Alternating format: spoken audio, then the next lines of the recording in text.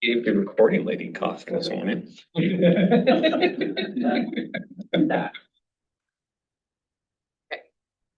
All right, I'm going to call this, what are you calling this? It's a work session item. What order can we call the roll, please, Allison? Mayor Van Gordon. Here. Councilor Weber. Here. Councilor Mo. Here. Councilor Rodley. Here. Councilor Quadros. Here. Councilor Buck. And Councilor Stout. Here.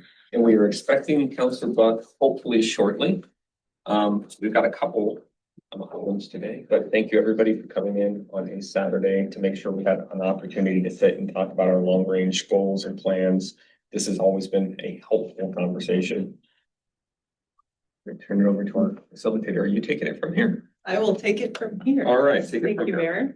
Mayor. It is nice to see you all again, some new faces. My name is Cheryl Collins. I have been facilitating this session for a few years now, working with you all. My role here is just facilitation. So I will help keep us on the agenda, ask some questions just to keep things moving around. As the mayor pointed out, our goals for today are really a lot about alignment and getting clarity. Anytime there is a new person on the group, it's like the team kind of has a good level set to start over. And so we have a portion of time that we wanted to kick off and start around roles and responsibilities on the council. Before we dive in though, if anybody has any questions on the agenda or what we're doing today, to clarify. All aligned. Excellent. Okay, so let's start off. How are we going to approach working together? We're going to dive right in. Make it as awkward as possible.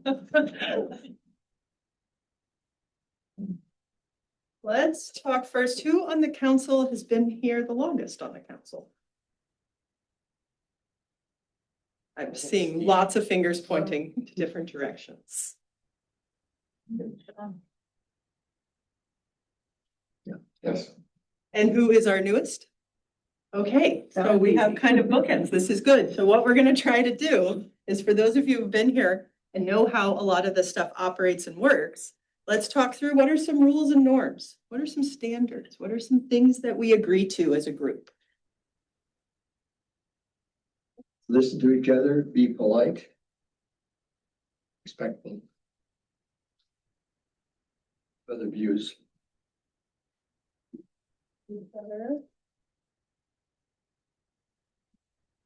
Be polite.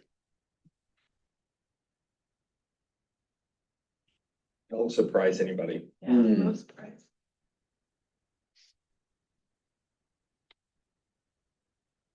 No surprises.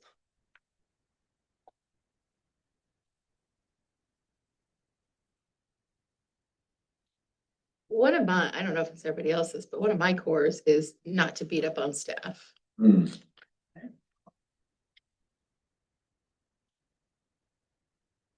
Years ago, we had Stu Burge on here, and he used to create staff at the council meeting.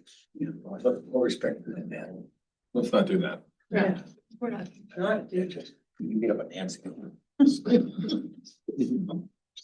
In private. I'm just kidding.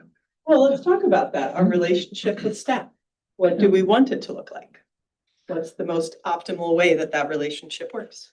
We really aren't allowed to talk to staff very much. And that's pretty restrictive to me.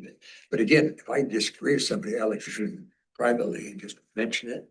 That's all, then we're done. But, I think I go through Nancy and Neil for almost everything. So that's kind of how I think of it, is like, I still could get, and then they've arranged like conversations and stuff, but I just like to keep them in the loop of everything I'm doing. Can I elaborate on that, babe? Because I think there's some styles of different city managers. Kind of more old school is you always only talk to the city manager. I'm definitely not that way. I just ask that you contact us, A, so we know what your interest is and we don't lose track of that, and B, if there is a staff member that has a specialty area that you need the information about, that we can get that person for you, make sure they're available to you and coordinate it. So that's the only thing that's the reason I asked for that. Yeah, I would describe it as more, you have to go through the city manager to access the staff. So that A, you get the right information, and B, we don't get everybody in the building off track. Yeah.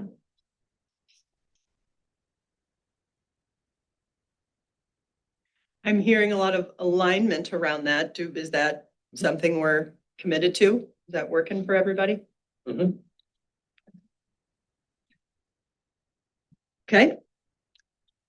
What else pops up when we're thinking about how rules, norms, or standards of how we want to operate together?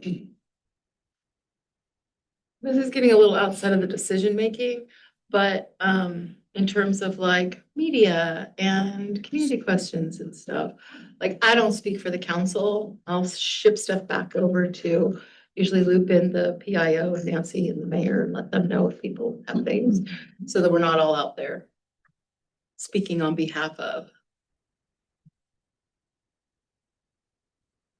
So the protocol around not, when you're speaking in a media opportunity, it's not you on behalf of the council. Yeah. Each counselor has individual opinions or thinkings of something, and when we filter them through Nancy or Neil, we're afraid it might get in the meat, and that won't get the point across that we want. Mhm.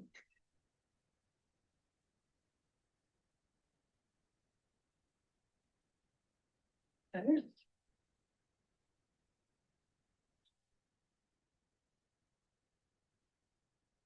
How about how as a council you would go about prioritization?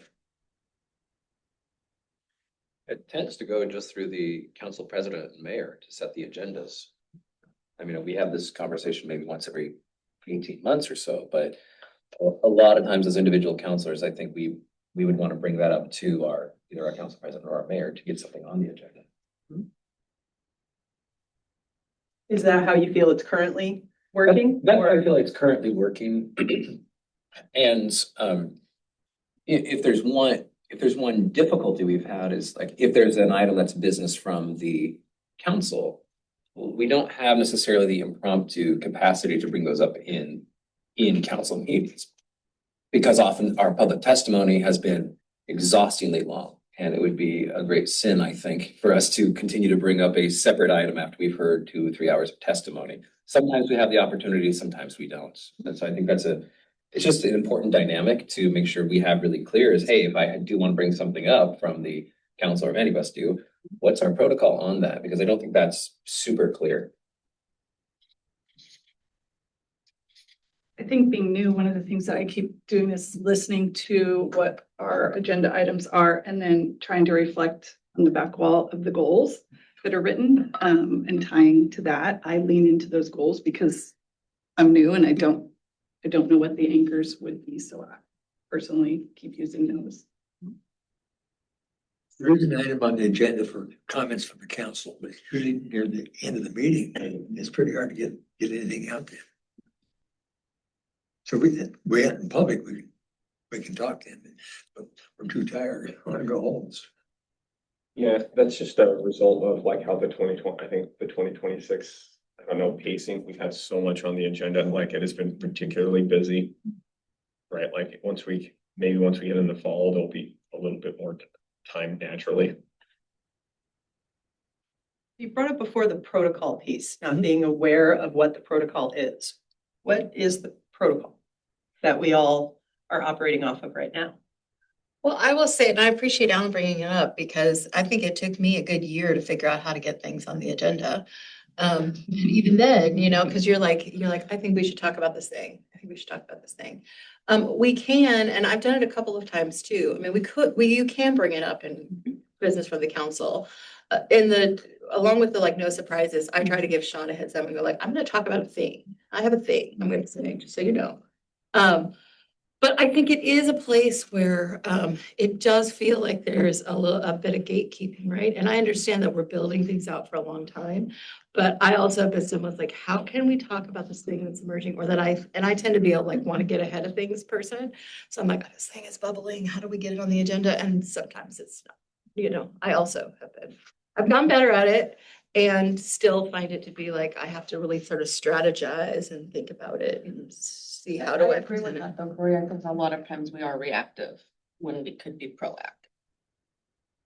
So, your council operating policies and procedures outlines how you can put things on the agenda. The city attorney would normally be here today. She had a conflict, I think. Family members graduating or, so, but I will make sure I loop back with Mary Bridget so that she can make sure when she does her training on your operating policies and procedures that we really spend some time with that. And I think that's actually a really good thing to bring up too, because just thinking out maybe 6, 8 months, we may have a fair amount of turnover on the council. Right. Not just with a mayor, but also with a bunch of new councilors possibly. So I think that's so important for us to have a really clear training system for new counselors. It's a bit of swimming in the deep end, and if we can just make, add some floaties to that, I think we'll be much better. Extend that metaphor. I agree. I guess being the new one, she does do a really good job. I've already spent hours with her. I will say, like, maybe a little bit to what you two are speaking of. I think it's been so busy that I don't see where the policy and procedure of getting, for example, getting something on the agenda, we're just not, it feels like we're just not, it doesn't fit right now, just so much. So she was very clear with me. I understand all of those things.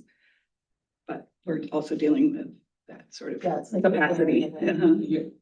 Time is elastic, Yes. right? Mhm. And I think that's the challenge people feel is like you sit here and you look out, you get an agenda every week that goes out 6 months and you're like, where am I ever gonna find a spot? Right.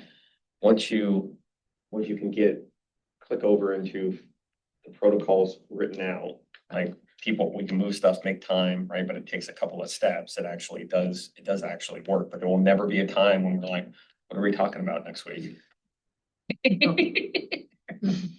We'll run out of things to talk about.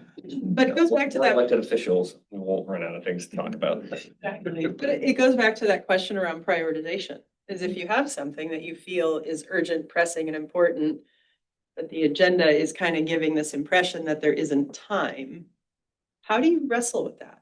Like, at what point would it tell you, oh, I need to put that on the agenda because this is more important?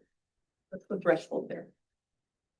I think that is a really important question because we might find that some things, that our priorities might need to change throughout the year. And here we've been 18 months before we've had a second check-in where I look at this, say, hey, this is really our prioritization meeting.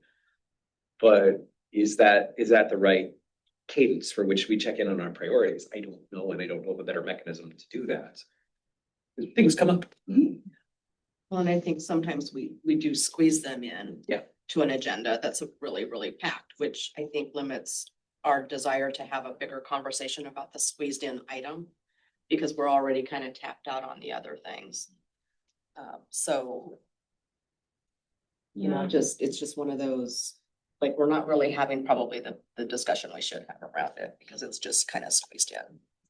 There's definitely a tension, which I think we're also talking, Sean mentioned that, particularly this past year, we're spending so much time reacting to things that the public is bringing that, and it's made it challenging to stay focused on these long-term things or the things that I'm like, yeah, I care about this and also like the levy or these other things that we know are the long-term impact and so I was really looking forward to be able to come back, see what we achieved by just setting the goals, like the memorial building. But also, I mean, I think this conversation is important. It's like, how do we carve out that time to keep working on the things that we know that the city needs to work on? And it's hard because we meet once a week. And like when I was coming to council meetings before I was on council, it felt like a very manageable cadence. It would be like regular session one week, work session the next week, and now it's like we'll cram 5 meetings in, because we're doing the SEDA work and all of that. And so I get to the end of it, especially after like a last week, and I'm just like, I don't want to see anybody. I don't want to talk about any of these things. And there's things that we should have been talking about 6 months ago. So I think maybe that's an important part of today is to figure out like, how are we doing that? Are we like, do we still cram it all in on a Monday? Can we, yeah. I don't know.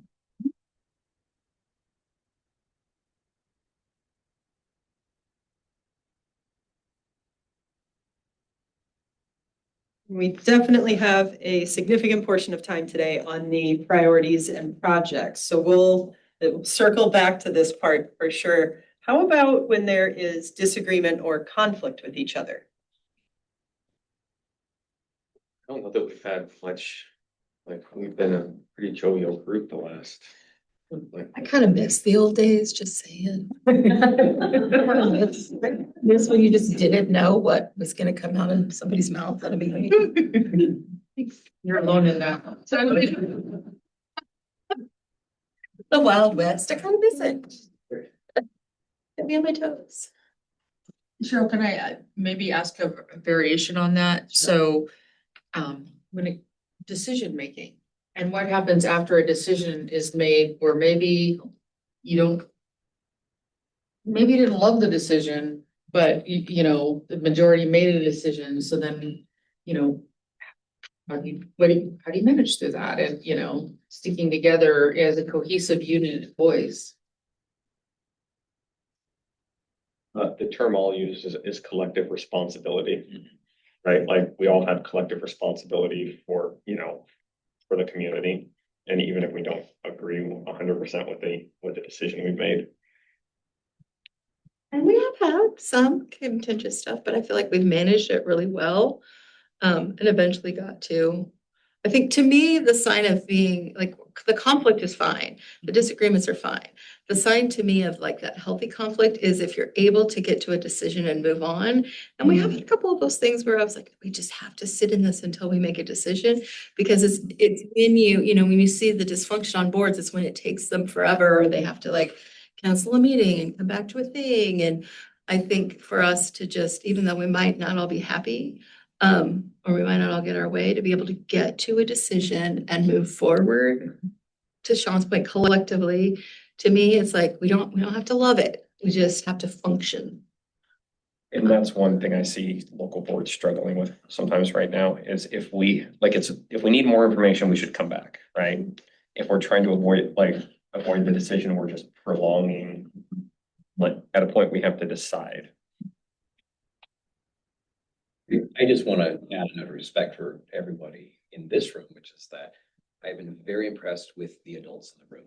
Everybody's been wearing their, so much of the time, their polite, adult, reasonable, thoughtful hats. And I think that's one of the only ways that conflict has been made possible, is because of the quality of people. And I know that whether I've been elbowed by either Sean or Michelle or Nancy to get it together, because I understand, you know, I have a certain youth and a certain impetuosity, and kind of there's some rough edges that need to be worn off. So I've really appreciated their direction on that. I think that's a really important relationship to continue within the council, is that is so it's sort of we as counselors, I think in many ways we need to be marshaled a little bit to behave in an appropriate way so that we can reach those decisions. Very well said, Counselor. It's about, especially anytime you're onboarding somebody new, people new inherently are asking for, tell me the rules, tell me how to be successful, tell me how this all works, because brand new. So I think the biggest conflict that I have seen in my short time was my appointment. That was a process, and walking in, you guys set an excellent example of getting to a yes and that collective responsibility, because that was probably the most amazing thing I've ever seen. Not because it's me, but because it was very different and came to an agreement so that it could move forward. Yeah. So kudos to you all, as interesting as that was. And at the time, there were surprises. Right? There were surprises. Surprises. But I also agree with you, supporting us newbies and, you know, sort of supporting to norm us, not that we don't have our own opinion, but just to help us, guide us, mentor us. well, and I think what we do if we don't agree with a decision moving forward, kind of just circling back a little bit on that one, I think there is an essence of disagree and commit, right, of how you navigate forward. But I also think there is a natural tension of being a counselor when you're on a team and you're working together and you have an overarching goal, but you're also elected.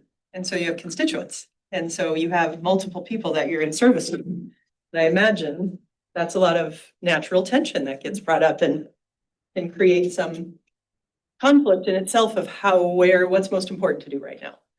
So it's good to talk through these things the conversations that you're having right now. Yeah, well, and I think the big thing, especially as we continue to work through hard things, is just the norms of what outlet you use, right? Like, because it would be really destructive to us as a group if you didn't like I didn't like a decision and I walked out the door and immediately, complained about my colleagues on social media, right? That is not a good dynamic. Well, and I think one of the things that I've gotten better at is, and we always talk about it, but I think we're getting better and better at it, is having the conflict and the conversation in public. Because then people know where you stand. They know if you were a no vote, they know that. And so you don't have to go back and undermine the ultimate decision or anything. And we've always said it, but I think that by building the capacity to put it out there in a public meeting, and then you're not feeling like I need to make sure that people know my point of view somewhere else. Very well said. What are the kind of rules or norms are popping up for you all that we want to adhere to? I think one we should not necessarily adhere to, and I'm open to pushback on this, is unanimous voting. Sometimes yes, but we had the wastewater and stormwater conflict, which was, I think, a place of healthy conflict. I think it's such a big decision. There's so many pieces on that, but we had a split vote on that. It still passed, but we still had a split vote, and I think that was really good information for both, whether it's me as MWMC representative or other, the mayor or other members on staff. Frankly, I think Matt Stouter was there to be able to receive that, be like, wait, there's some hesitancy there, and that there's more work to be done to build that out there. Some decisions, though, it's symbolically important to be on the same team about some, send calendars, things like that. Let's just, go with that. But otherwise, I think it's important that it's okay if we're not voting unanimously. But I'm open to pushback. I agree with that. And I think you like you pointed out, it kind of depends, right? Like, I think it was important that we were unanimous on the payroll tax, right? Yes. So we're all gonna take the joys and the lumps together. So I think there are those big ones where it's important that we work it to get to a place where we know we can defend that. And totally agree in that there's other things where it's important to show this, like, no, we might not all be here, or yeah. Even if we're still, and I'm still able to move forward, vote on the overall budget and all of that. I think that is a great call out. Like, we should not, it should not be a group norm that we're gonna unanimously vote on anything. I don't think it ever has been. We make so many decisions that, that by the time we get to the end, right, it's just like everybody's on the same page. It can feel like that's a group norm, but that's a thing we should always walk out of here and go, right, your responsibility individually is to bring your experiences. And if we're not there, it's your vote. You should choose accordingly. It also can be good to have a dissenting vote, even if it passes, because it shows that we are listening to all parties. And I apologize, I lost track of time. I was hanging out with my son this morning and I looked down at my phone. I was like, oh, I was supposed to be there 7 minutes ago. I am so sorry. I apologize. The dragon is dead though. That's the important part.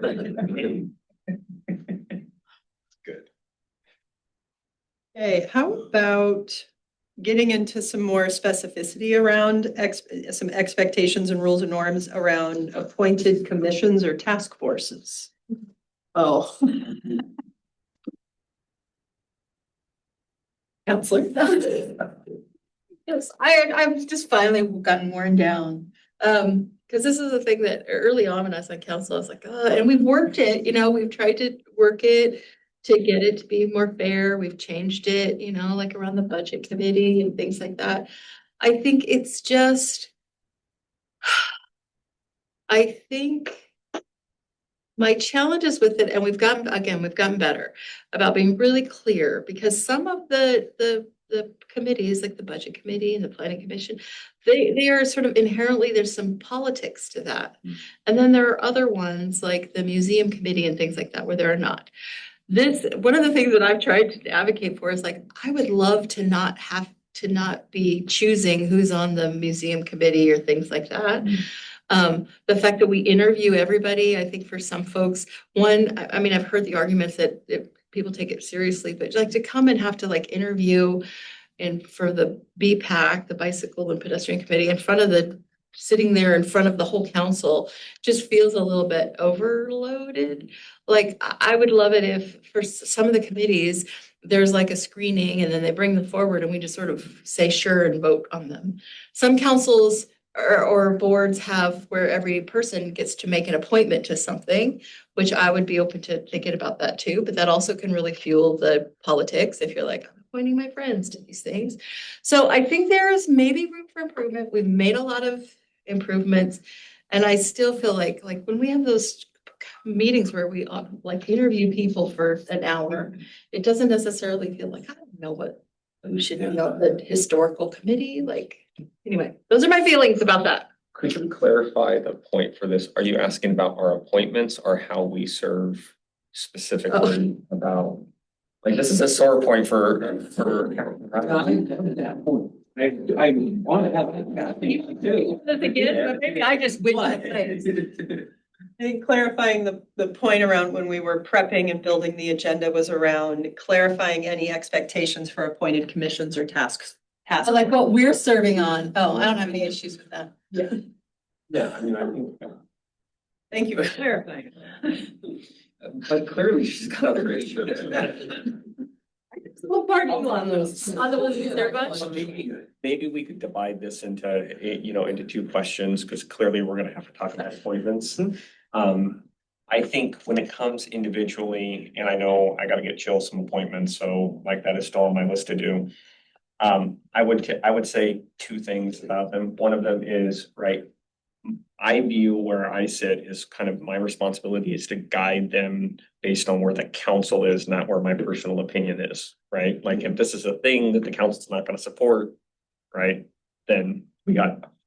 Also, the other point that I think is important is I don't think there is a requirement that if you're the member of, especially for an internal city committee, that you're going to all of those 100% of the time.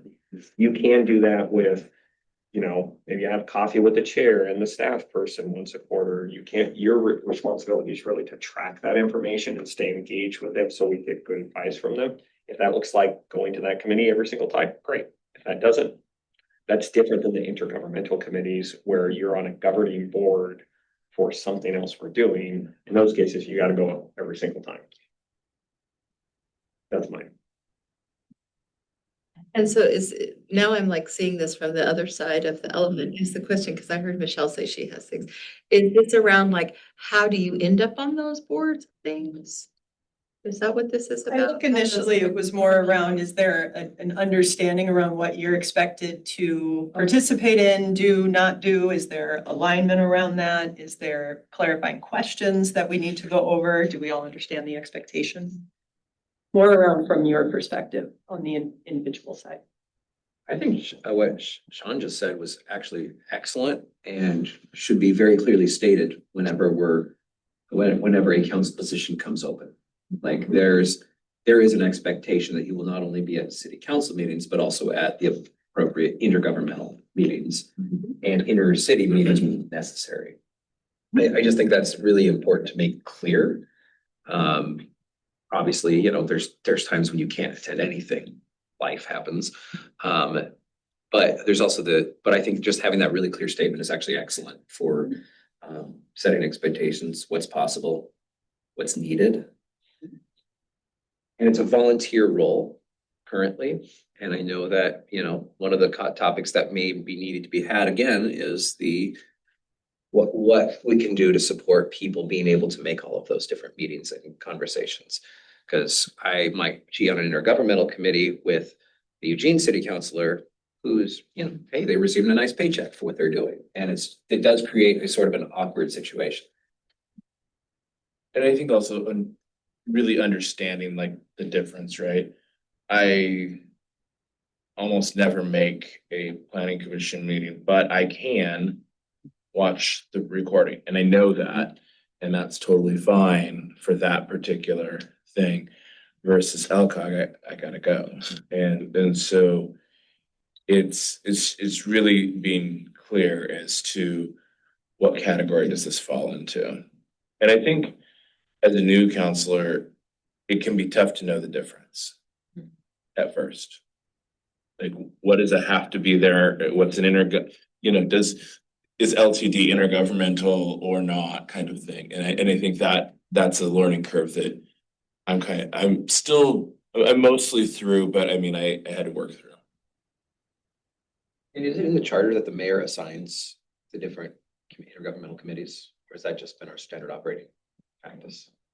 I think it's in the council. It is, yeah. I think it's in the council procedures and I'll tell you the way that, everybody who does this does it differently. The way I've done it is, let people describe what their schedule is, what they're interested in. So that if it's a policy area that you're interested in and it fits in your schedule. Or if you've done it a long time and I'm like, oh, I love that in WMC, right? So that we kind of get a nice balance between those two. I think the point about some of the meetings being recorded so you can go back and watch them and stay informed that way is an important piece to this.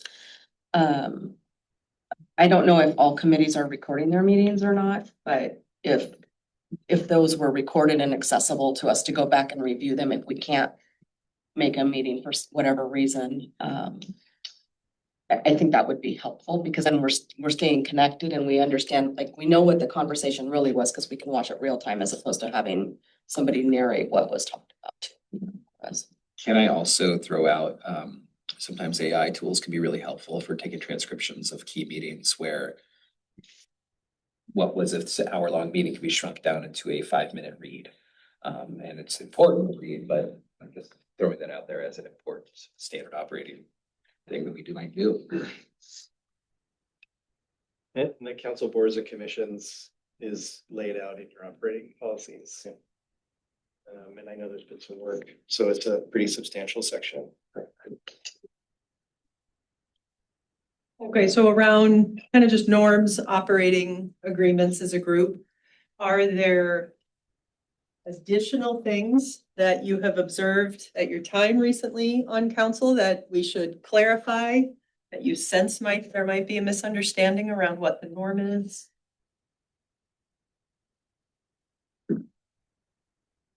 I have a question related to this in terms of how we call the votes for things. In some boards, we have an additional moment for additional council discussion. In some, we don't.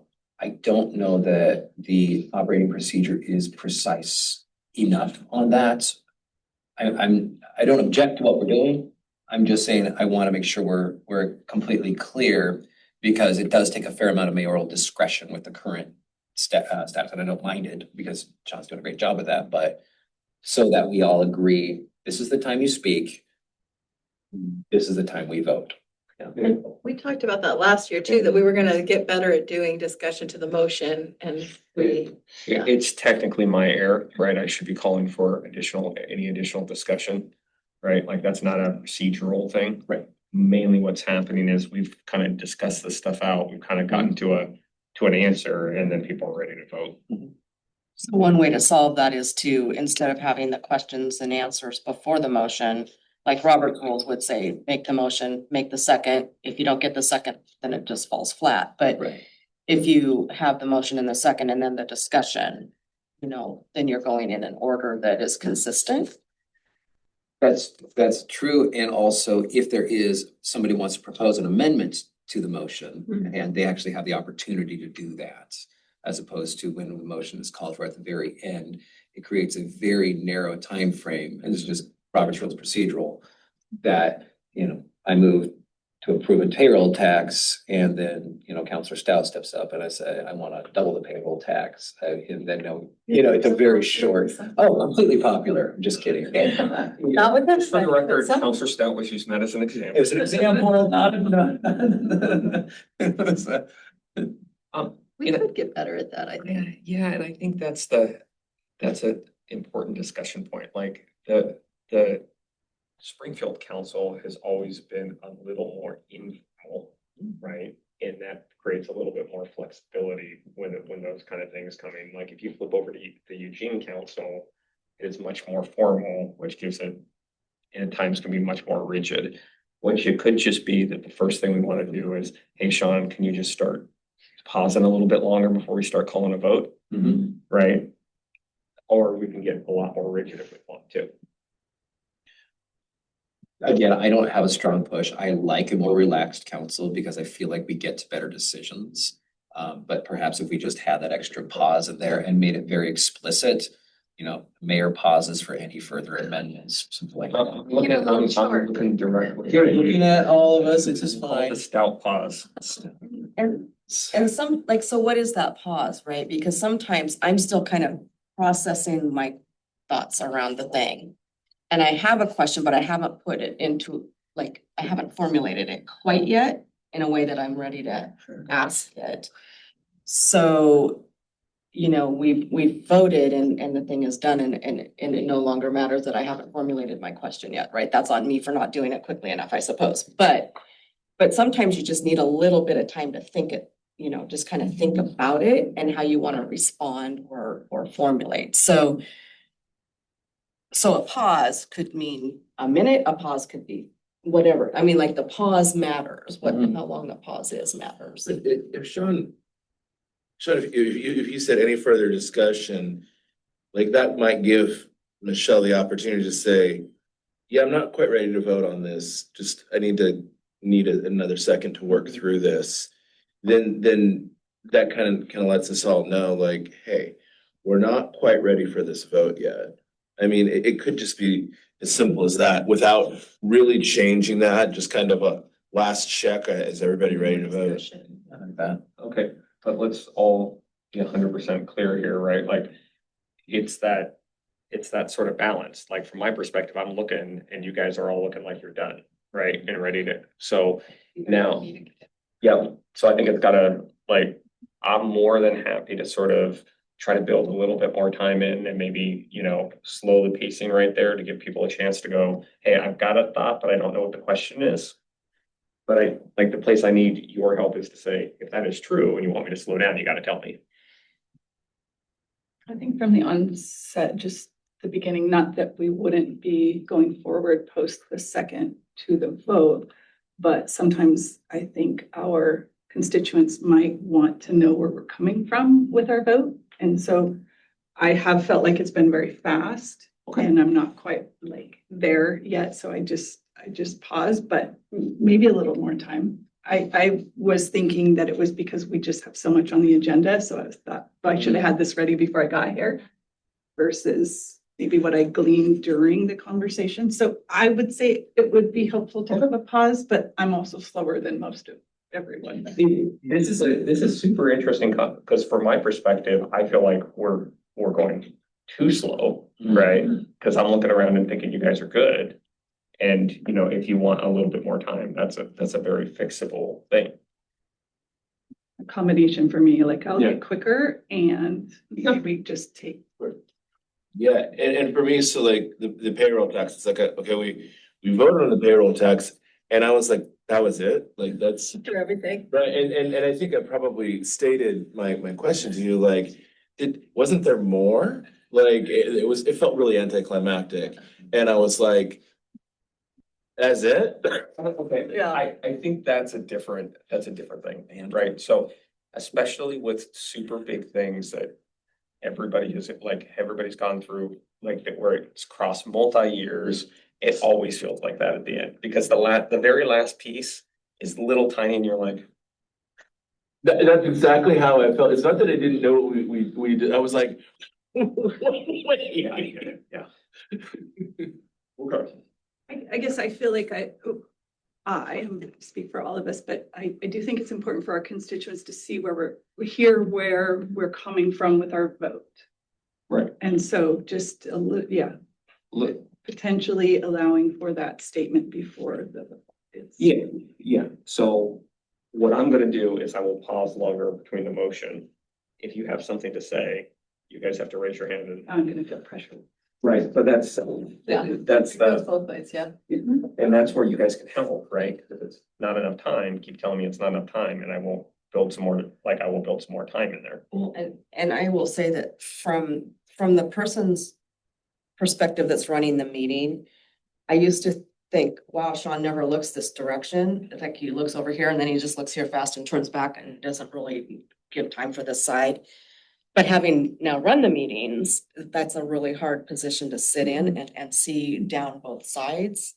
So we have to, I think from a council, I think we could help that situation by really making sure that Sean sees our hands. That's what I do this. Like Corey's like, "Thought I'm here."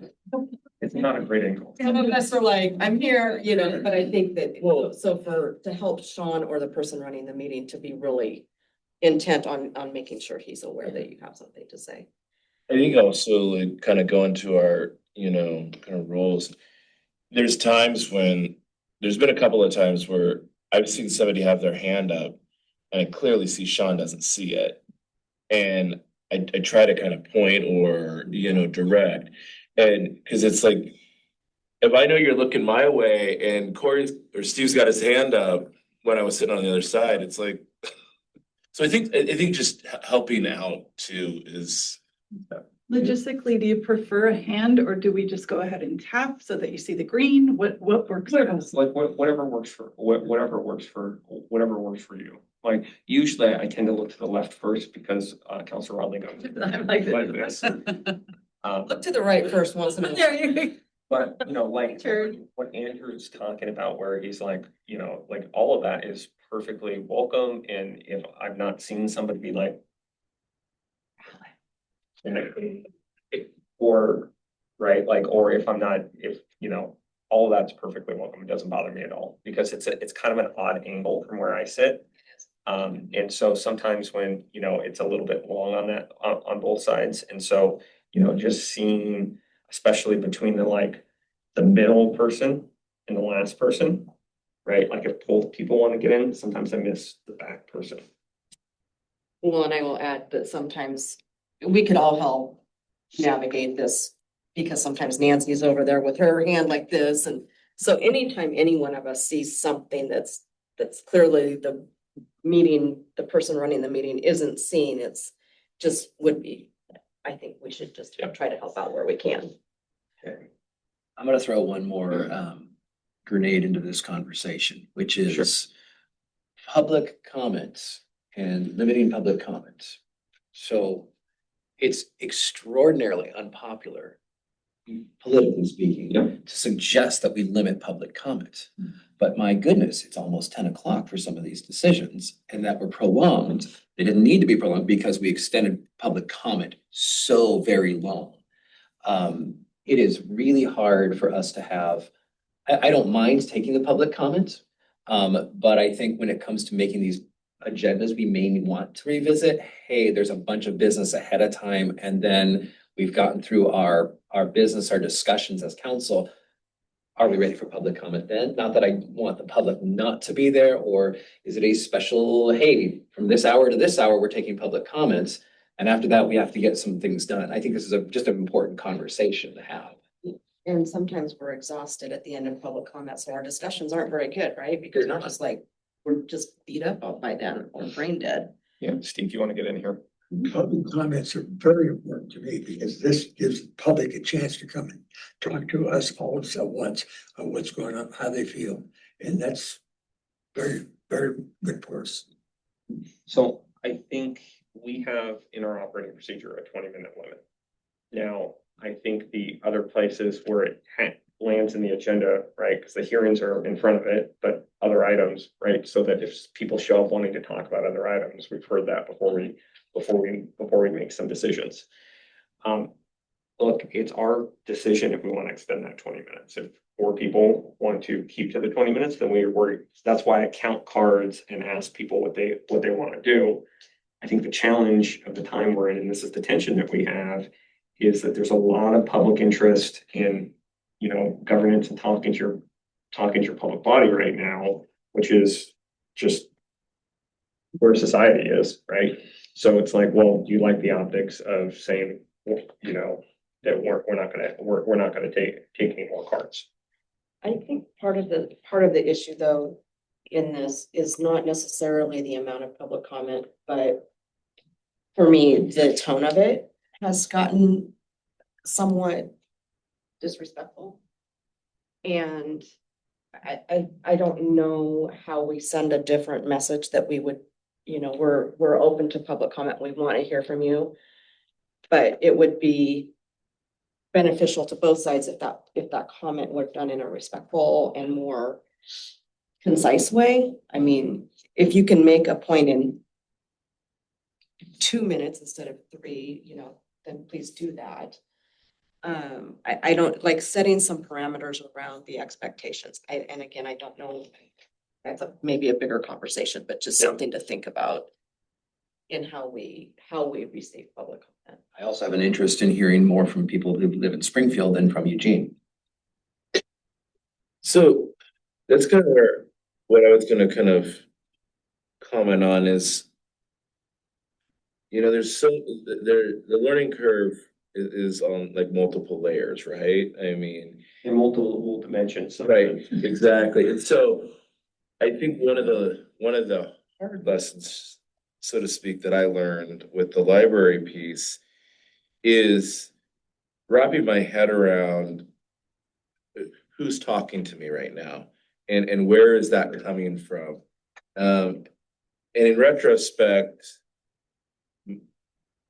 in the moment, it was like, oh, this sounds great, and I appreciate what this person's saying. And then later finding out, who they are, where they're coming from, and how this came to be totally changed how I kind of heard that when I played that back in my head. So I very much agree that if we're going to have 25 cards, I personally would love to see us prioritize Springfield residents if we can. You don't have the city attorney here. I don't know that that's legal.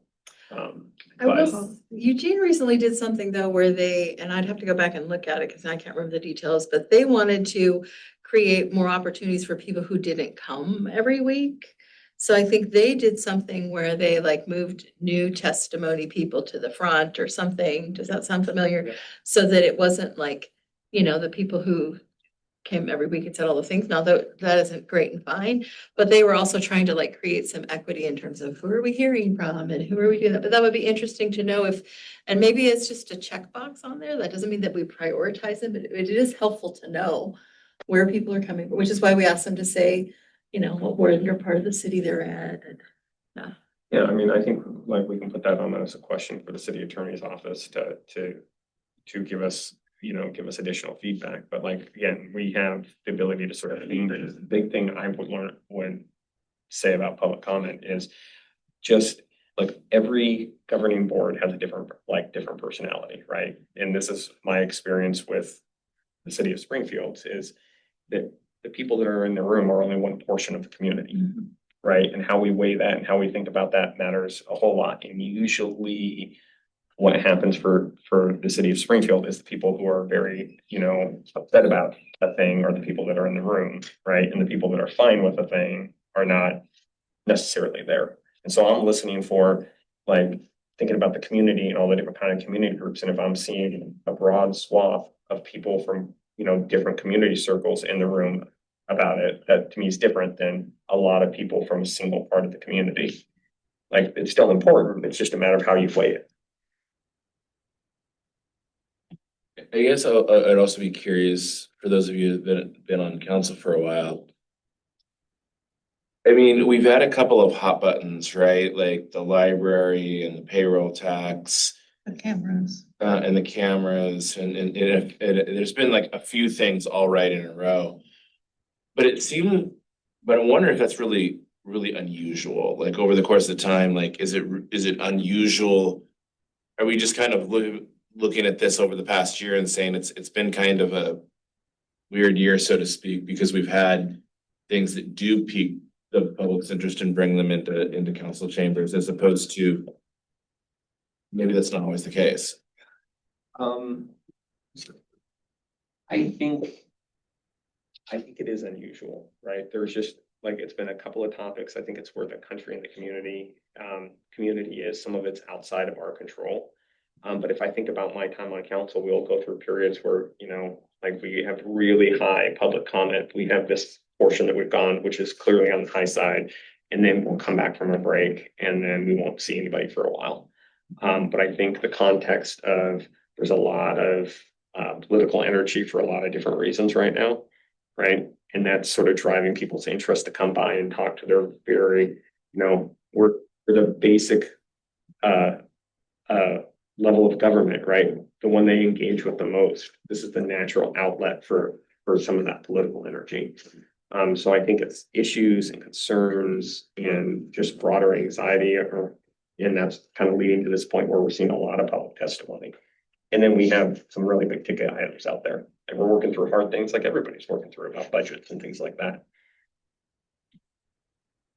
Good point and excellent question. I noted this and we have it captured for the city attorney as a follow-up just to understand it a little bit more. Yeah. Let's see, we are about at time for this section, but it's a really good discussion, so I don't want to miss anything. Were there any other norms, standards, operating topics that we wanted to discuss or at least bring up?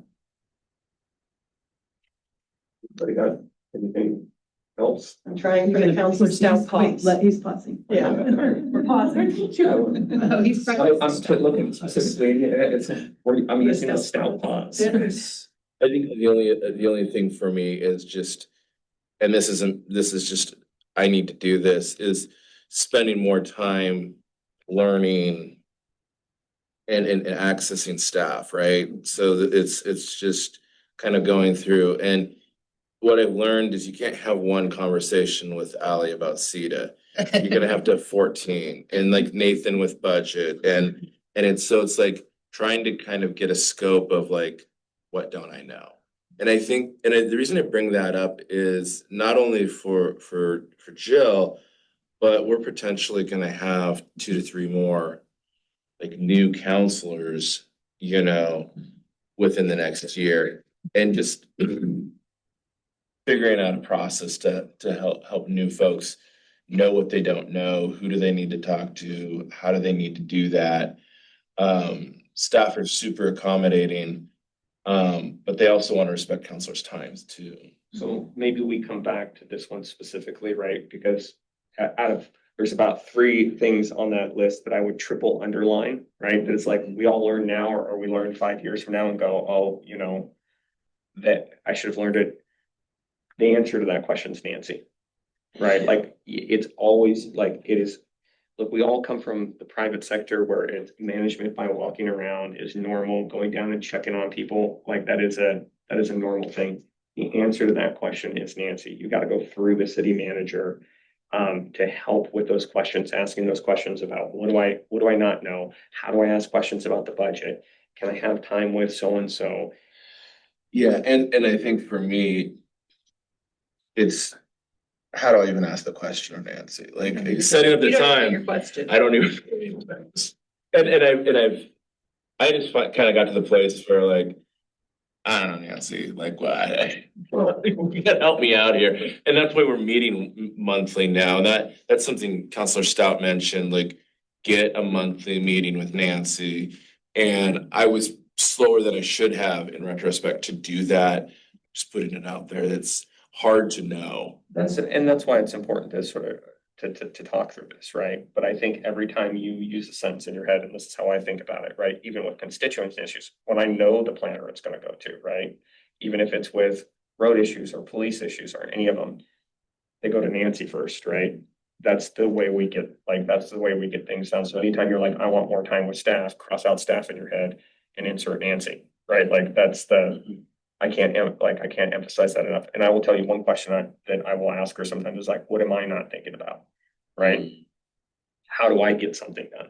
You know, what is a better plan to get from point A to point B? So then, I guess a question is, so do you want us to, reach out to you with emails and questions, and then when should those go to Neil, or should they always go to you and you'll get them to Neil, or how? Cause there's been times where it's like, oh, send Neil an email, and I don't have a problem, I just wanna know. Sure. I certainly don't ever have a problem with you reaching out to Neil. Like, we work as a team. And Neil is excellent. Yeah, I totally trust him. He's wonderful. And I'm a little bit different as a city manager because I'm pretty horizontal and I'm not very hierarchical. So, like Neil has like the whole public works part of the house. And as it happens, I didn't even think about this, but a lot of questions that come in from the community happen to be on that side of the house. I don't know if that was a genius move on my part or not, but. And Neil and I we talk a lot, and he's great about keeping me updated. So I certainly don't have a problem with that. You can always call and text me. I'm always available to you that way. Email, it's harder because I get so much email. So if it's something really urgent, text me. I will get to you right away. So a text is better for you. Yeah, I think so, yeah. That's excellent. Text are Counselor perfect. Stouts figured that out. Yeah. I'm hearing something even more basic than I don't know what I don't know yet, as far as the work that we're doing. But I'm hearing, and I think I had the same experience, was more like, how do I get my badge? Who should I contact when? Like a Q&A just written out that we can hand to potentially 2 or 3 new counselors. Yes, that's a good idea. Just so they know how to upfront like navigate and they're not out there kind of guessing. Like, even like the first 30 days, like a checklist, like things that like badge, parking pass now. I've had get a monthly meeting with Nancy on your calendar, like all of those things, like these are the things that you should accomplish in your first 30 days. And I think that if that happened, and I think it happened kind of organically for me. People just told me, because I started asking questions like, what should I do? I mean, I remember asking Alan, like, and he's like, Nancy, then, but if we had a checklist, you could just hand somebody. I feel like I've been networked pretty good and I just have a couple of housekeeping things that are still on my list, but those are for me to go to Nancy on. The one thing that would be helpful for me now is to know what counselors sort of this is representing, perhaps a committee, like what they're representing, so that so I know which counselor is the subject matter expert. That's where I feel the most lost right now. Use the spreadsheet. I go to Counselor Weber and tell me where to go. Yeah, you need, the spreadsheet will help, and maybe this is an actual takeaway for, like, we gotta get the spreadsheet thing done, I think that's a separate thing, but maybe this is an actual takeaway for us, is that, it would probably be helpful if we made a list of what those policy interest areas are. Like, if you're like, I'm the 42nd Street levy person, right, then you're like, okay, I can call Jill for that. We just might have to think about how to do that, or I'm really interested in sewers, right? If it's a MWMC question, it's Alan, right? Like, and Sewage. Sewage and bikes, you got it. okay, so maybe we can put that down as a list of some sort of like policy, like who should counselors, who just know a lot about fire, or who know a lot about Redwood, right? That kind of thing. Okay. Good takeaways. Can we have a 1 or 2 minute potty break before we go to the next section? We're planning to. Yes. Yes, I think we're good. Are we there? We're gonna use our stout pause. I was gonna say one more pause. Okay, we are good. I'll get some thumbs up. Okay, we're gonna Go take. back at 10 to 10. Perfect. And a break. Sure.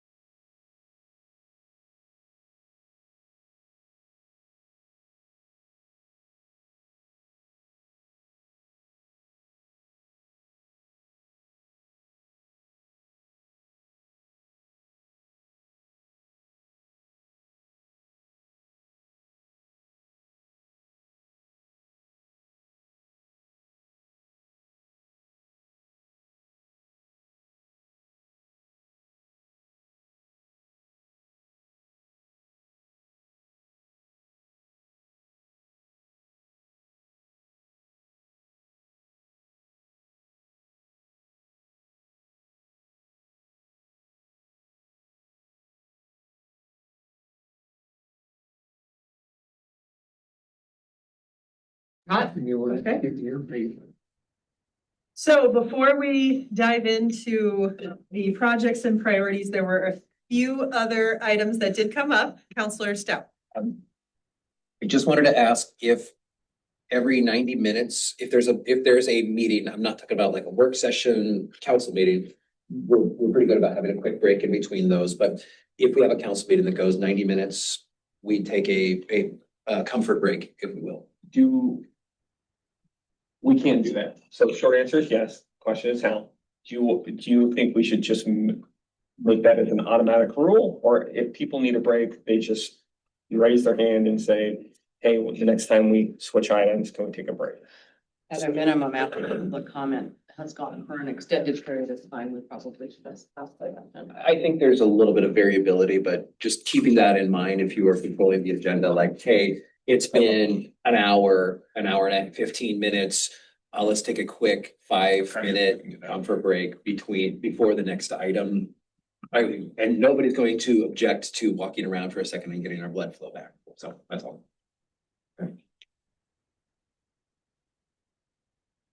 Any further discussion on that? I think the only caution there is, I think it gets really easy to kind of get into ex parte, right?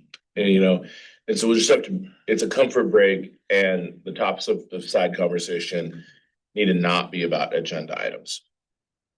Meeting about the meeting and that's a good call out. Yeah, so I think the piece that we've got, the ideal spot to take it, the items, right? Like but if people need a break, they should just be either slipping a note, right? Like we're all sitting up there, or just flat out saying, hey, can we take 5 here? And that's perfectly reasonable. Your thoughts or comments on the topic? Okay. And then Counselor Buck, you had a question or you needed. I was just curious if it's baked into the agenda somewhere, or could it be to kind of just talk about what that process is going to look like and the timeline.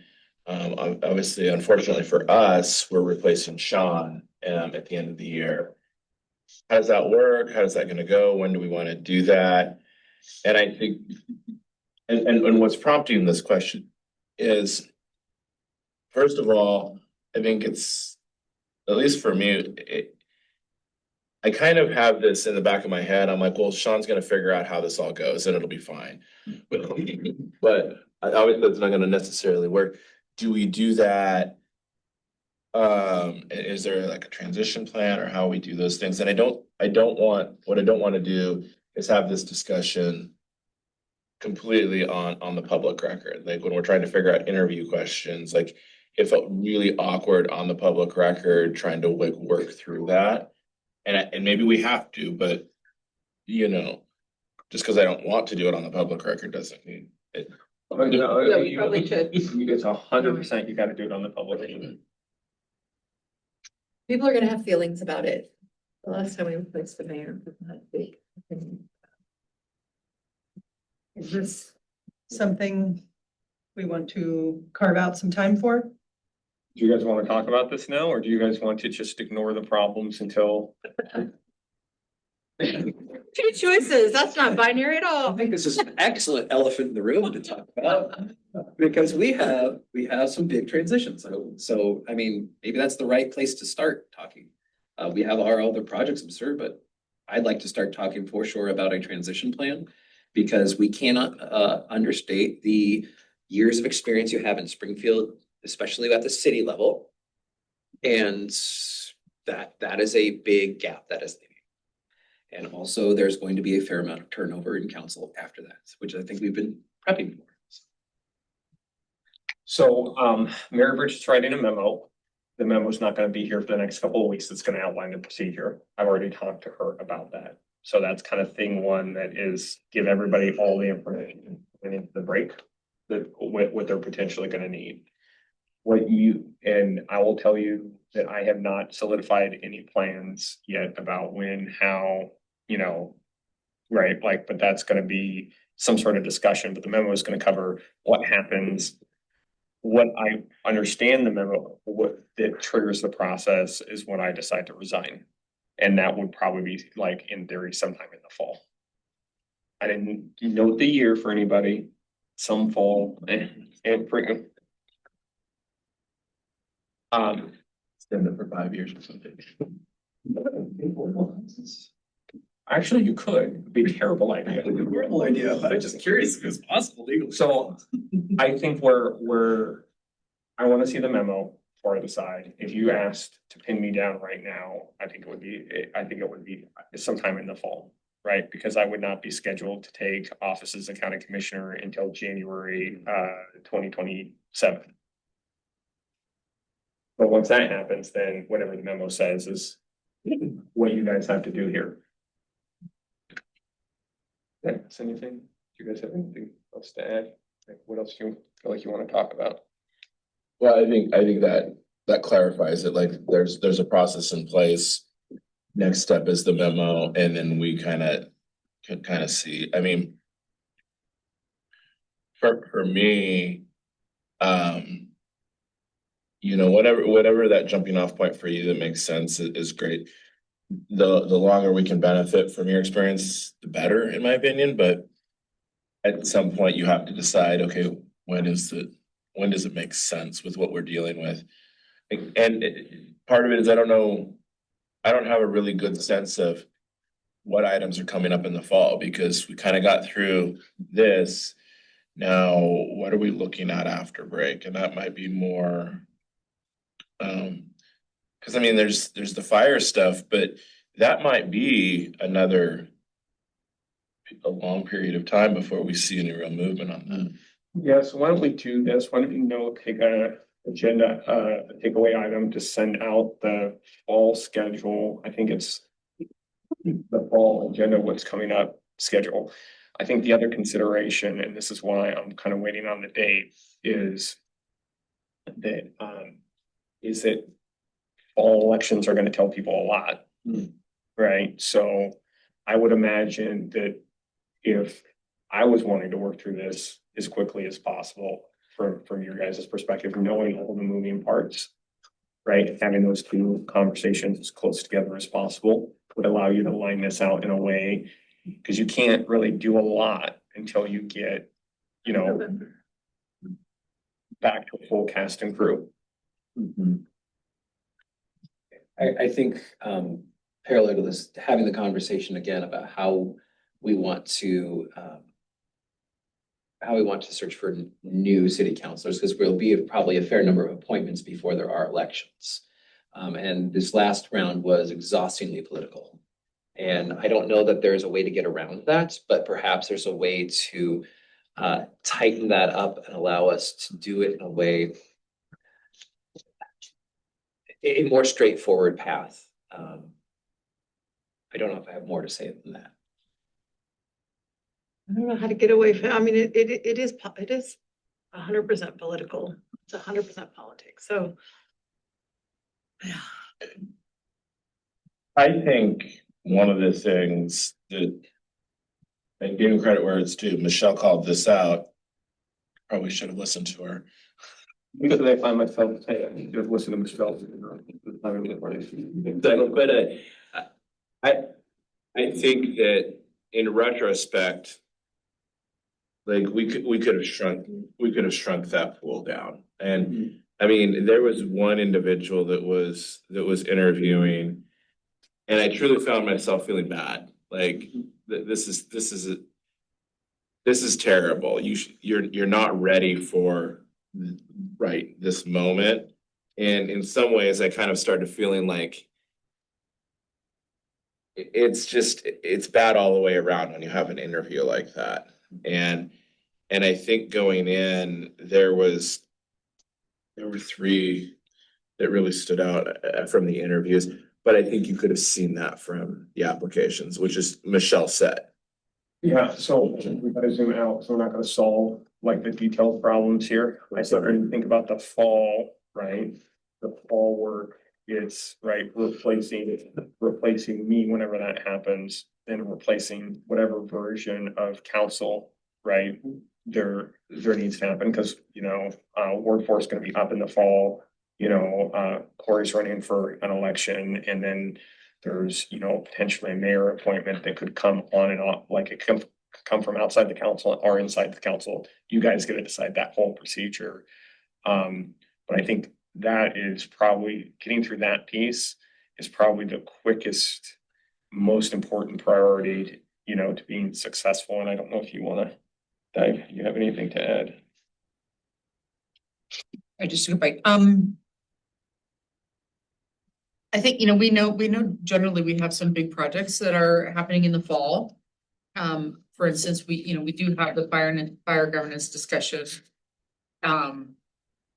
Some of the timing is obviously the city of Eugene has their schedule as well, so, but that's going to be an ongoing discussion irrespective of the decision, right? Because if there's a change, then there's gonna be, that's an important change that the council's gonna be involved with.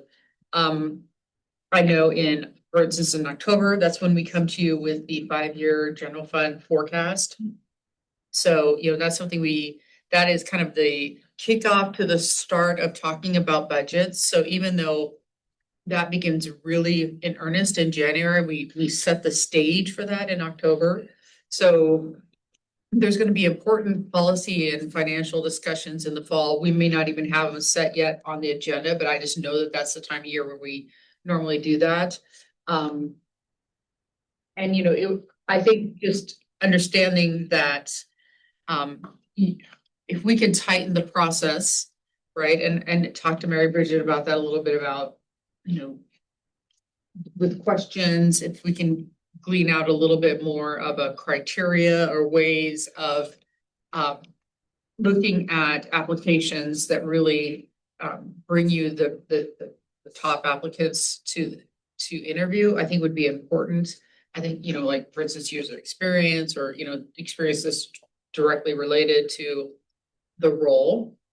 But we need to apply it obviously to everybody. So I will talk to her about, is there a way we can tighten the process a little bit so that there's not as much of, so we can be more focused with your time. I want to put this as a parallel to what Councilor Rodley was discussing earlier about appointments to boards and commissions and such.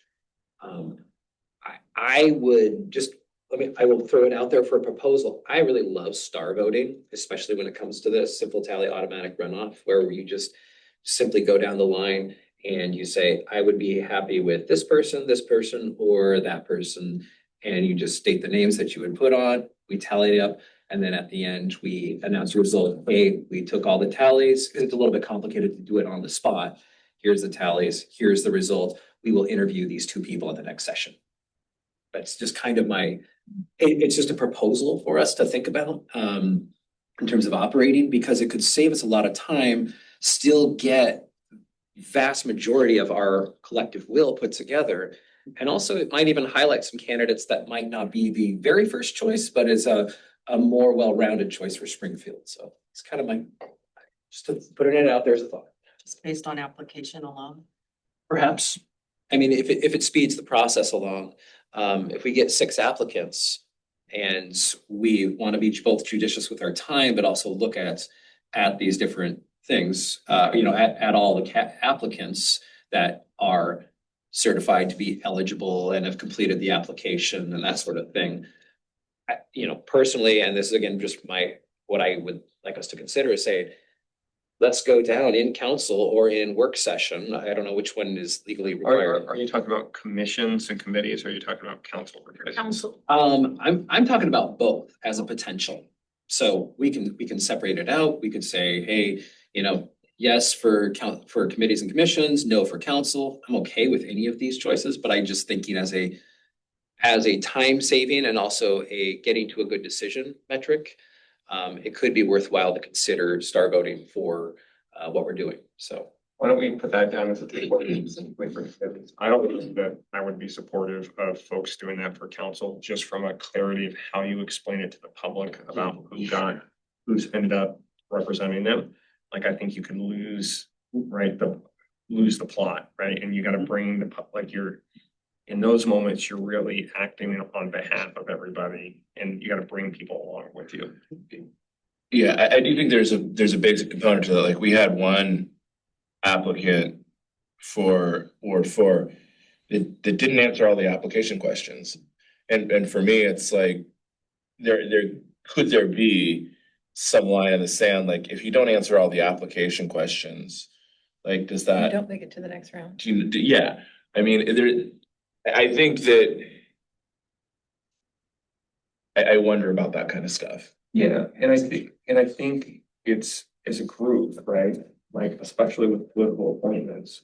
We as a body have the discretion to do that, right? Because it's not like a hiring question.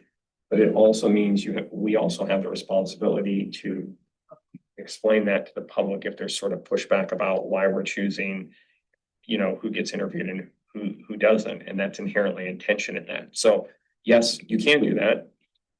It puts us if there's questions about it, that puts us as a body having to explain more to the public about why certain people didn't get interviewed or certain people did, right? Which is inherently a political choice, right? Versus, like, hey, you're actually just not qualified. Go ahead. Yeah, I mean, and I think you're touching on something, because what I'm hearing that there definitely is this tension, right? Between how do we have this, like, what feels like just like a clean, expedient process, right? And like, it's so inherently political and people are gonna have a lot of opinions about it. Now, having been through a few of these, the more we ensure this fair process where people have access to it and people can throw their names in the hat and go through the whole thing, the better, because otherwise,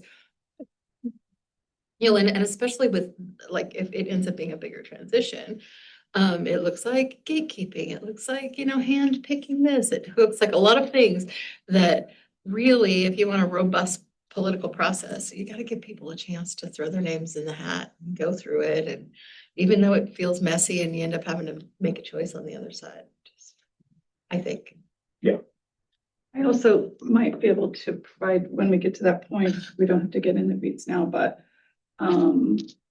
a couple of aspects of the actual application process that might help avoid what you're describing, because I can speak from perhaps why that happened, even in my own experience. It was a bit of a hide and seek process, I'll be honest with you. I'll be honest with you. Like once you were into the application, or just finding out what you needed to do? Just the bits and pieces were a little bit cumbersome, and that may have led to when obviously my process was light years different than yours, but I got my application handed back to me the first time because I didn't provide a letter, although I thought I had. So like the intro. Yeah. So it's one of those things where I appreciate that comment. Like maybe the application process needs to get looked at. So can you go sit with Mary Bridget and share some of that feedback? Absolutely. Well, like before we even, because especially if it's not clear from one place to another, having walked through that, that's really. And of course, it's 100% anecdotal from my perspective, Yeah. but Still, it's good feedback. That's because what we want is it to applying to be as simple and easy as possible, so more people do it, right? And also it's a clean, transparent process. Okay, so I'm looking around. Anybody have other questions they want to talk about, sort of political appointments, replacing council, the transition that's coming up? The one ask I will have for all of you, because I've asked both Nancy and Mary Bridget for the same thing, is just to start a list of questions about me leaving that we're not thinking about asking. I don't know if there's anything on that level, on that list, but that if you guys can do that too, that would be helpful, because then we can get them figured out. Go ahead. Just one quick comment. The mayor's correct. I mean, we're not hiring because it's not an employee, but we can take the concepts that you use in a hiring process where, we're very clear about, what constitutes a complete application, even if it's a checklist. Do you have this? Do you have this? Do you have this? And really tailor the questions around what are your skills and abilities related to the position. And maybe a position description, even though it's not technically an employee, there's still many things that this role does, and it's a different role than the rest of the council. So, what experience do you have leading meetings, knowing Robert's Rules of Order? I'm just throwing this out as an example. And that could be a way for people to really understand not only how to complete the application, but what they're going to be asked to do. And I agree with you, Counselor Buck, as far as if somebody doesn't complete all of the questions, being clear about that could be kind of grounds for your application not being considered. And that, when you look at different employment applications, that language is pretty standard. So just something to think about. And I guess the one piece of feedback that I've been thinking about for a little bit is kind of borrowing from something I saw Sean do. He used the term local government is a team sport, right? And I think taking that from and I saw that on social media and taking that concept and applying it to the interview process, because we are really, it's a team sport here too. And how do you fit into that, and trying to work that concept into the interview process. I don't have a great way of doing it, but I think there might be something to that, and I'd love for the council or staff to kind of like take that concept and kind of see if we can bake it into the interview process.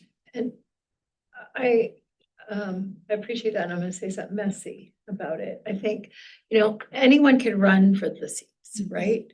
So, and they don't have to be any of those things. They just have to be a great campaigner, right? So I think that there's, and it makes me think of like the difference between being on like an appointed board or committee that you're on, where it's like many of us have been on board of directors where you're like, what's missing and how do we make sure we have this perspective and all of this, which is so tempting to want to do with this. And knowing that people in the community might be looking at it very differently. They might be saying, I want somebody who's going to shake things up. I want somebody who is not that, So I think there's just sort of just to have the awareness when I say it's inherently political, it's that, we may be trying to preserve or we're thinking about the work that we want to work on and who's going to help that. That is not how the voters and people in the community are necessarily looking at it.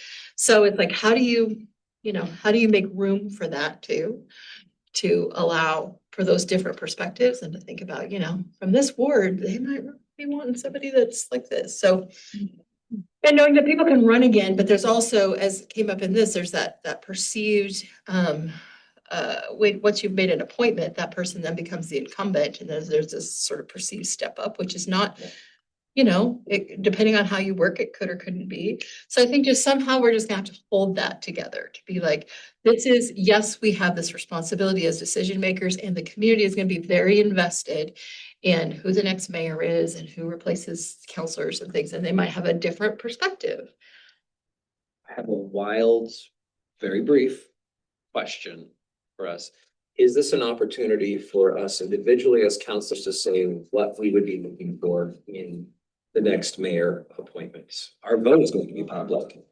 Because public really doesn't have any particular say in it, except for they're really obviously able to provide public comment. But if I would say, I'm looking for somebody who, either has a diverse perspective or has experience on council or who has, such and such, this is what I'm filtering for in this appointment. And at least so that when people see, here's what I'm looking for in my vote in advance. I don't know if that's worthwhile or not worthwhile to consider. I think the right thing is when you get to the point and where you've got the memo in front of you, which is going to outline the process, right? And then somehow, it's going to go through a couple of logistical steps, right? But if you fast forward to all of those places and you're sitting there talking about what do you do and this chair is empty, or if any one of these council chairs are empty, that's the part where you really have to just dive in and narrate what you're thinking is, because that's where you're actually driving the process on how you're going to make the decision going forward. But that step does not not here yet. We could, if people are interested, like, I would say start with the memo when it comes out, read the memo. Ask Nancy questions, ask Mary Bridget questions, ask me questions. We show up in the fall, and if I haven't shared any plans, you're allowed to step on my foot, kick me under the table and go, hey, get super clear about what's going on and let that sort of drive the process. But at the end, these are a group of political appointments, and you guys are as a group, are really gonna have to decide how you navigate your way through that. I think that is a great segue. Thank you. Wrapping this. There's a lot of good takeaways in this, and it sounds like more discussion to come, Yep. likely in the fall. So this next section is really one big sections, 3, 4, and 5, and I just want to high level walk us through how we have this structured. We wanted to start off when thinking about projects and priorities. We want to start with reviewing what is time bound with deadlines first. Then we'll get into reviewing the current priorities that were decided from the last session in 2025. We will take a break because what we would like to do is separate out the SEDA discussion to be just about SEDA. So we will have some time to discuss SEDA, and then we will revisit and develop a list before we conclude around any kind of priorities or projects that are needed but on hold due to any kind of resource limitation, whether it's, staffing, budget, any kind of constraint.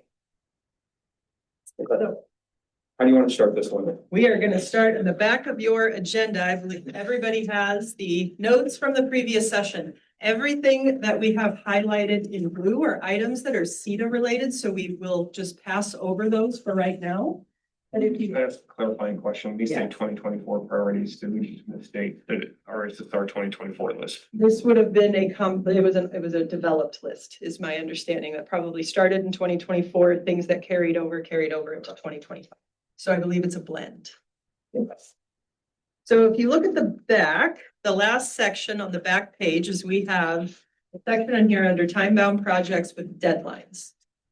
So again, the goal here is we're not deep diving into all of these, but with a lot of new faces and whatnot, just being able to go through, are there any changes, updates, or clarification needed on what these are? So when we get through them, if somebody would like to give a brief 10-word overview on what we're talking about, that would be helpful.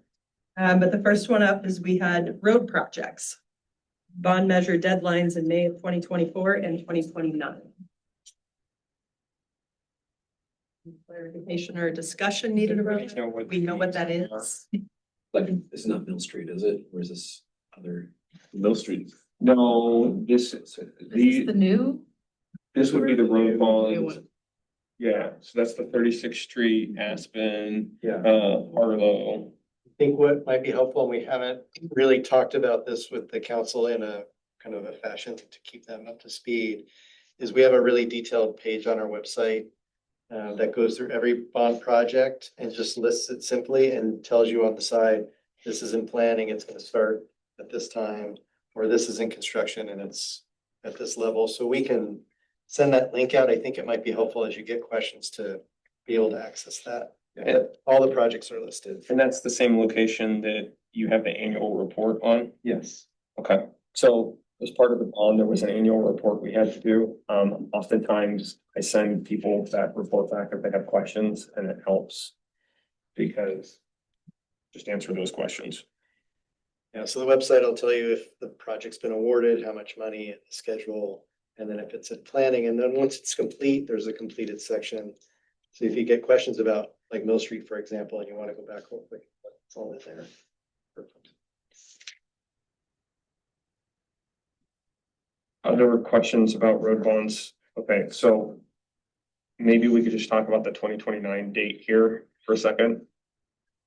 I'm assuming that we're all working towards putting out a 2029 capital bond when this current road bond, so I guess it would be Springfield Road Bond 3, that would to replace the one when this one expires in 29. And just giving a chance so that staff's clear that they should be working towards, like, because I don't think there's any way we're going to continue to make progress on roads unless we do that. Okay. Further discussion or questions on that one? I can probably fill that bond myself, my opinion. Oh, What we should do. Picking projects right now is not the. I guess the only thing I would flag with that is we've talked road bonds for several years. We've not talked other bonds, and by 2030-ish, the council may have to look at. We don't know what's coming exactly down the line. So as staff starts to look at future road bonds, keep in mind there could be other requests that come, not from staff, but from the committee, from the council. Yeah, I think the way I would assume is that, like the original road bond, we told you specifically to start working on it, right? In the 29 road bond, I would think that you're working on it unless we tell you specifically not to. Okay. Agreed.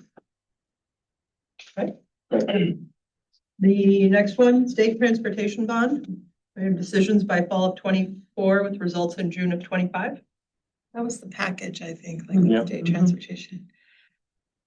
Which is currently DOA. Yeah, so we can cross that off, I guess, is. Well, There's gonna be a lot of work, Kevin, but. I don't yeah, there's know back what to that's the gonna look legislature. like.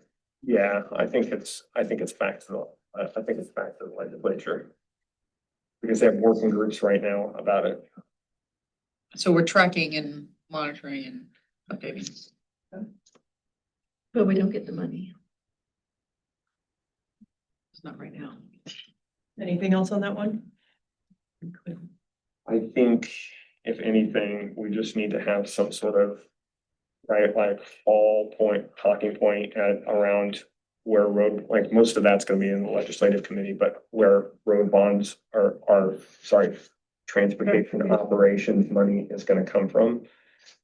Right now, when I think about the public, we've got like 5 different buckets that we're talking to them about all at the same time, and people are getting confused about where, what our strategy is, and having more time in the fall to kind of digest all of that would help us.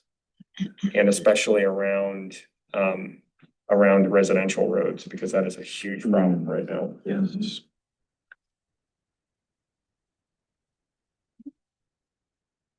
Okay, any other questions about road? Okay. Environmental regulations. PFAS compliance by 2030. Did this have more to do with the MWMC than anything? If that's the case, then I know that they got the funding for the OSU study on PFAS. And that was going to inform whether or not they'd be able to have more land applications for that. Of course, that'll be a very good study for any and every city department that may have any environmental impact. So I think I would just say, let's make sure we follow up with Matt Stouter on that one, because the good news is it did pass the legislature.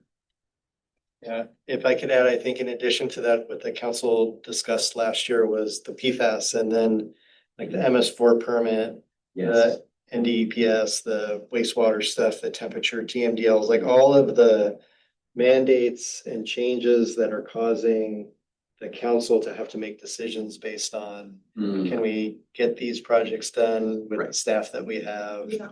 How are we focused on it? So I think, yes, that was PFAS is a huge one, and there's layers and layers of it.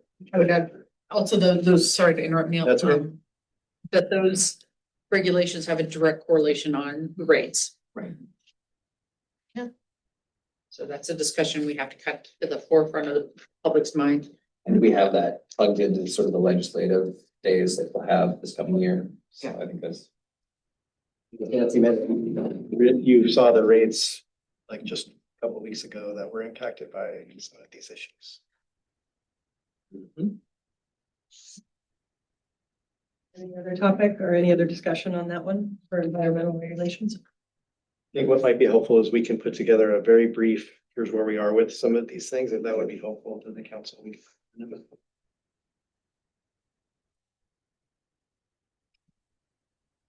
Local option levies. We've got to talk about compression and the lamelline levy that passed. I'll talk to Nathan about that, for preparing that information for council. Perfect. And is 2029 the expiration date or the potential go out for date? I feel like it says that would be the expiration date. I think that's the expiration, yeah, so we need to back that up. And then so Eugene Springfield's fire, spring 25. I'm guessing, is that ESF, right? Nope, that was the one that passed. That was, okay, that was, okay. So that new date is gonna be what, like 2030? That could potentially, I mean, if it ends up being that we do a fee, that would no longer be. Yeah. Yeah, we have to look at that differently, but we'll see. Yeah. Time. I will just kind of put on there this topic, just to put it out there, not necessarily discuss about it. But, at some point, I would be interested in us looking at what does the process look like to move, how we fund our library to a levy option as opposed to our general. And I think, as I think about our budget, having kind of learned this year through experience, it is really clear to me that we have to find a different way to do that. Agree with that. I agree with that. What that might look like, I think it needs to be part of when we come back and talk about the library and what we prioritize. But I pointed out here because if we're gonna talk about something, we're gonna bring something brand new in, we have to think about, okay, what's the ripple effect with everything else we have going on? And what's and where does the community fall on these things, right? Yeah, I agree, and I think we have less headroom when it comes to operating dollars between us and compression than what we think. It is becoming a real, it is becoming a real issue out there. Yeah. Sure. Okay, Let's go to the, SEDA's done. It. I was gonna say, let's go to the general fund and balance. EPS report by January of 2025. Done. Done. But we haven't fixed the general fund imbalance, but. That's true, thank you. That's The report is ongoing. done. The report is done. Mayor's tax was the outcome of the CPS report led to the mayor's task force, which led to the payroll tax and other decisions that are trying to address this issue, but we're not there fully. And then IMRF Clean Lane. What our official position was on. We never really have had a public council discussion about our, thoughts, feelings and prayers about the IMRF Clean Lane project with respect to the county. We did in 22. And we sent a letter saying, hey, save Crestwell first before you work on the IMRF. There's a lot of change in this world right now, so maybe we can, I don't know, maybe our official ask is to ask the county for some sort of update in the fall. Because I think Constantly what's more important to me, I mean, not if anybody's watching, not that this resolving itself isn't important. But what's more important to me is moving the transfer station. Like that's something that, oh, it's all linked in the same. no, I'm like, if they could just do that, then they can do whatever they want with that, but just. Yeah, so is everybody okay if we kind of punt this one and then ask the city manager to ask the county administrator for some sort of update in the fall about like what's happening with the transfer station, what's happening with this, what's happening with Glenwood? Okay. So that is our list of time-bound projects. Now we go to the main list. Back to the top. The main event. The main event.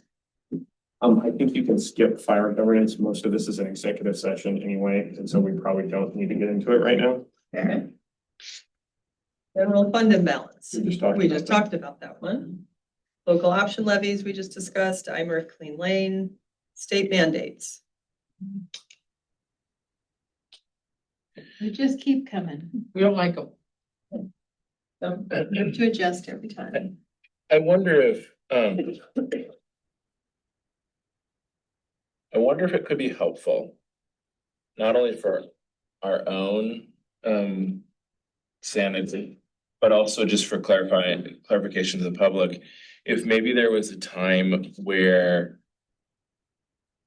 we just kind of got a, like, let's review kind of thing. Let's talk about what are the state mandates and what is expected of us and what does that mean? And I think if we did that in a way that we put it on the public record where we had kind of in a format where it's a presentation to council, but really it gives us something to put out there. So when people are asking, hey, listen to this, like go to this video. So the community has a sense of what's really being asked. I mean, I think people on a basic level are frustrated with the state.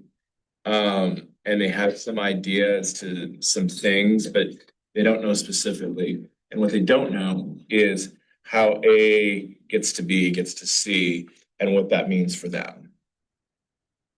And so I don't know if that's a good idea, a bad idea. I think I'm trying to think about how to do that, especially going into the long legislative session. You know, when I think about like restricting the amount of time people like, you know, that time that we have. So what if we did something like, instead of trying to focus at the public, try to get, you know, from a legislative advocacy perspective, just get a clean list of what we're still working on.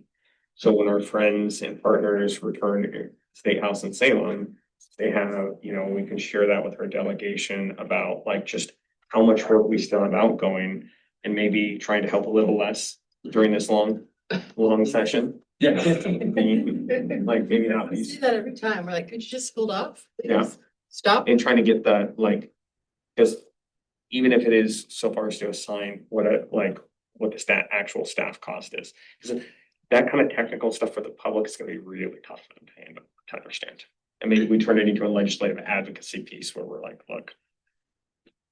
That makes a lot of sense. I was thinking kind of on more of a macro level, like the state saying, look, your housing inventory needs to be this number by this date, kind of thing.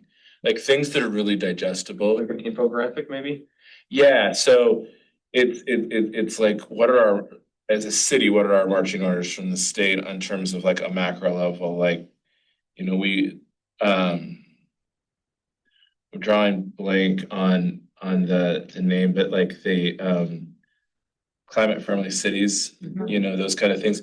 And just a really macro level, like these are some things that the state is pushing the city to do, so people have an idea of what that is. Because I think everybody, like housing is easy to pick on. We need more housing. How much more housing? And what does the state say we need? And by when? I think, you know, if maybe an example could be, we think about the budget process, we had department directors come up and just do a brief overview of future year considerations. So kind of in that same kind of light. Hey, we know we need to hit these housing goals. We also know that we don't have the same kind of parking requirements that were in the past, and people may not know that. They're like, why isn't there any parking with all these, you know, this building being built, you know, and just understanding where that decision originated from and how it could be impacting people in our city, I think it would be important. Yeah, I think both levels could be valuable. I mean, you know, like what you're talking about, like the legislative to-do list. I think that's important on that level. The public may not really be able to get a lot of value out of that, but I think there is value. And then just having a basic list of like, this is what we're dealing with, that impact people on a daily basis, so they can kind of see, oh, that's why, you know, things like Mohawk Meadows, you know, are important.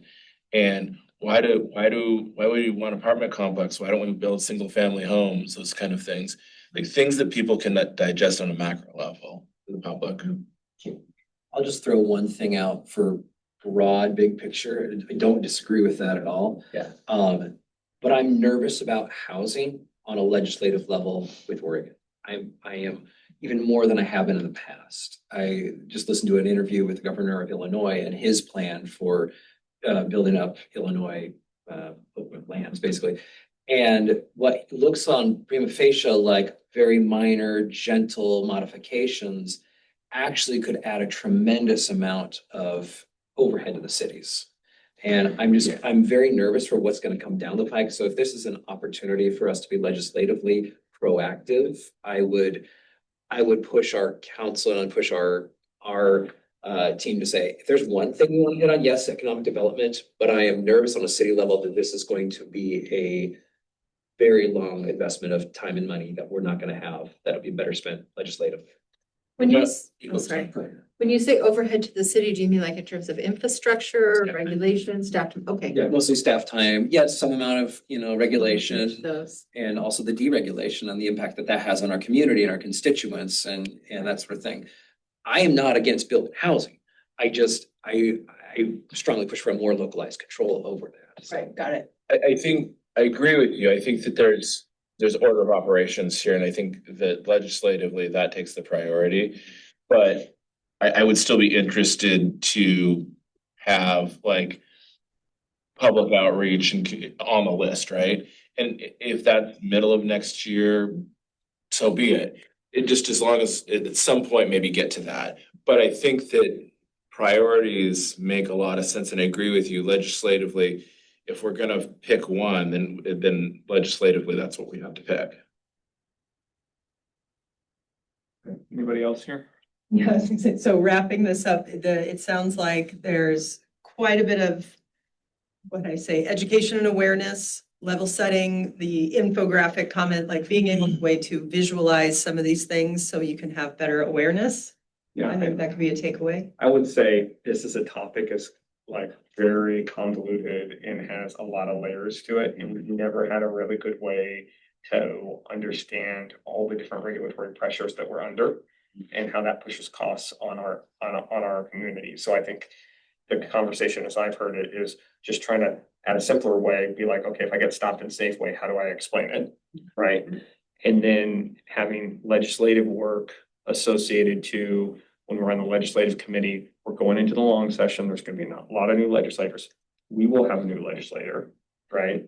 How do we position the city, to suit its strengths of saying, like, we don't, this is what we want from the state from a regulatory perspective, because the state is gonna continue to just roll out housing regulations, thinking that if we adopt another refinement plan, it's gonna fix all our problems, right? And those don't actually build homes. Well, and I anticipate in 2027 too, I think one of the things to be thinking about legislatively is, they're gonna be looking for things to cut. Like the budget is gonna be really a tough conversation, I think, in 2027. So just like figuring out how to prioritize the Springfield interests and keep an eye on what's happening while that's happening. Okay, I think, Economic development? The next section? yes. Okay. And I think you can cross off transfer site infrastructure. Oh, well, most of the Glenwood stuff we'll probably talk about here in the next hour or so. Is there anything under mixed use development of downtown?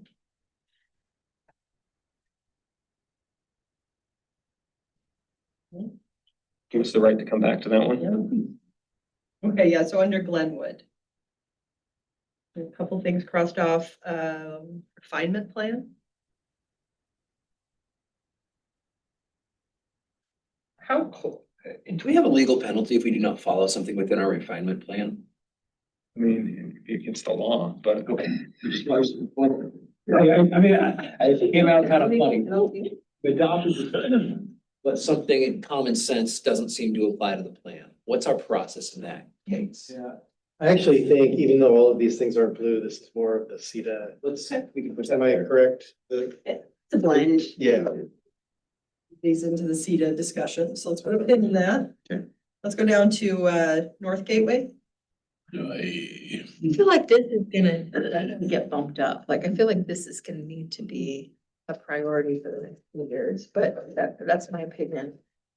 Well, how we navigate this annexation and the result of that decision is going to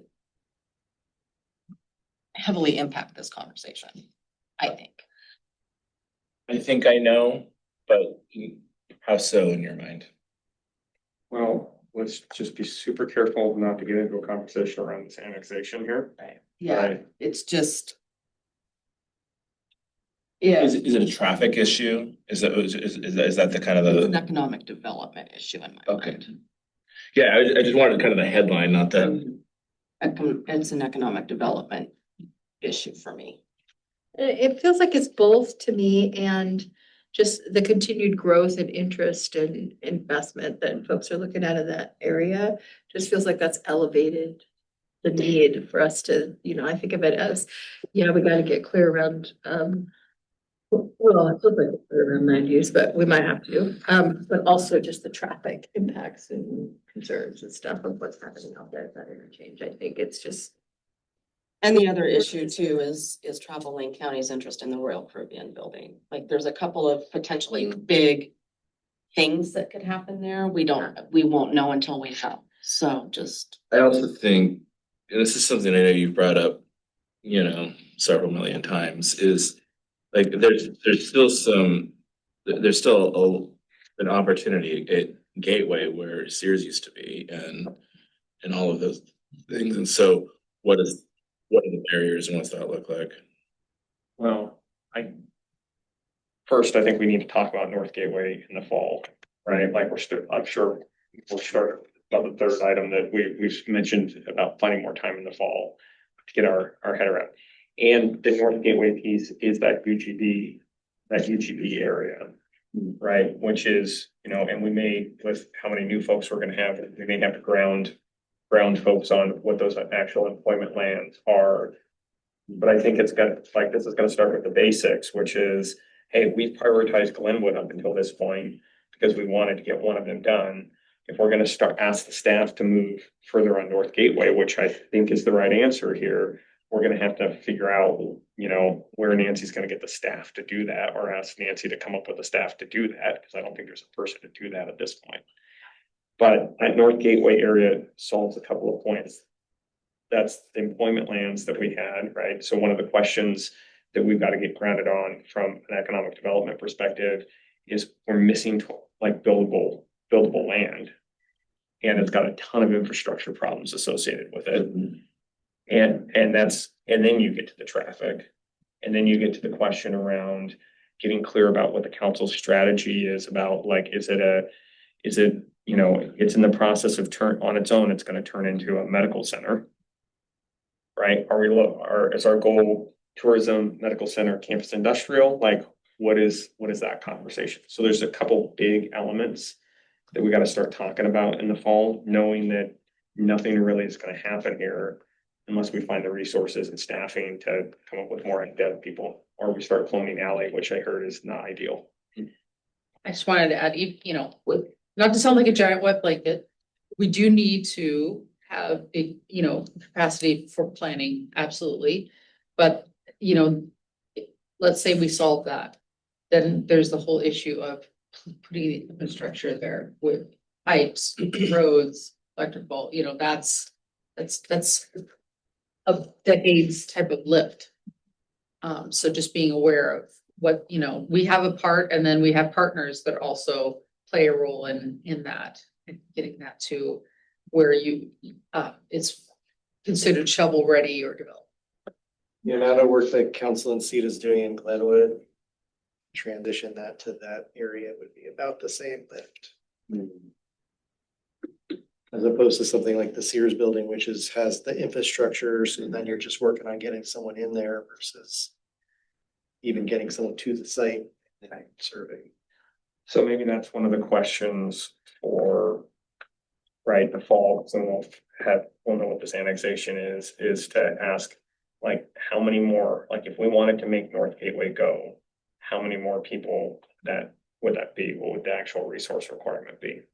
And I understand the intersection's a problem, like there's 7 layers of problems here. But in my head, and keep me honest here, I feel like if you told me there's $100 million of infrastructure to open up those North Gateway buildable lands, that would not surprise me. I'd say it's higher than that, but yeah. And I really appreciate this, because I do think that this is something we have to figure out the steps to get there, because to a certain extent it's happening. Right. And the more we get ahead of it, and this is another one of those things where it's like, if we can get ahead of it and we can have a plan, then it won't keep coming up as these big to-dos. About whether people can do this here or do this there, and we get to have that community conversation, so everybody's like, okay, clearly this is where we're going, so. And I completely get the capacity, and we're just a little city that's trying to grow. And the council did give direction March to start looking, so we have a transportation planner looking at some of these issues, like what would it take? So Emma Newman is working on that, and it will go back to the council, so you have provided some direction. I guess I will just throw out there, so I don't forget about it. I think this is something, like this issue, it's complex and so many layers. I'm gonna need to kind of work through it a little more slowly, and that might be just getting up to where we're at now. I feel like I'm behind. And so that may be something that I can work with you on, Nancy, about, okay, let me just understand the questions first, right? Because like you said, there's 7 layers of problems here. And just trying to wrap my head around what they all are and how one affects others, because there's this ripple effect, they're not independent layers.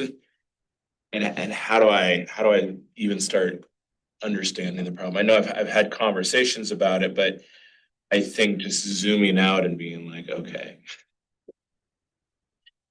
And I also feel like that's probably, like Jill probably is, maybe in a similar boat. I don't know. Other new counselors maybe as well. And so I'm just, I think that there's a lot of history that, you have to play catch up on. And I feel really behind on this one. So, any other high level questions around North Gateway or any clarification needed? Just one quick comment and request of council, and then we'll, maybe a good segue for that.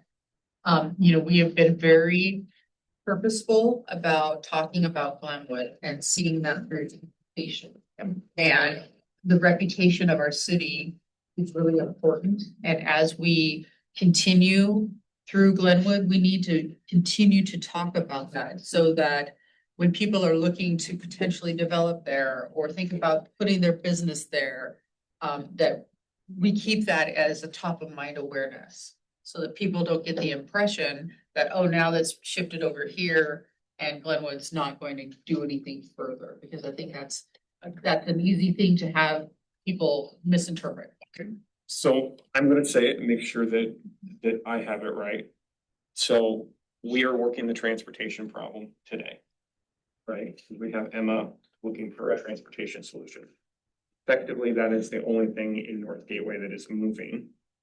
If we are going to do more work on North Gateway, go faster, whatever term we want to use, I think we're all saying that we would have to find new resources to do that, whatever that conversation looked like before we would start work. Without pulling from Glenwood. Without pulling for Glenwood. Does that mean creation of another district, another urban renewal district? Oh. I know, I just threw that toward the punch bowl, but It could be, like, I don't know. I mean, but I think knowing, sitting with that same alignment of, we're being clear with the city manager that we're not walking away from Glenwood, that we want to have a conversation around what more resources look like so we can start to find the path. Like, if we're clear on that, that's going to be helpful.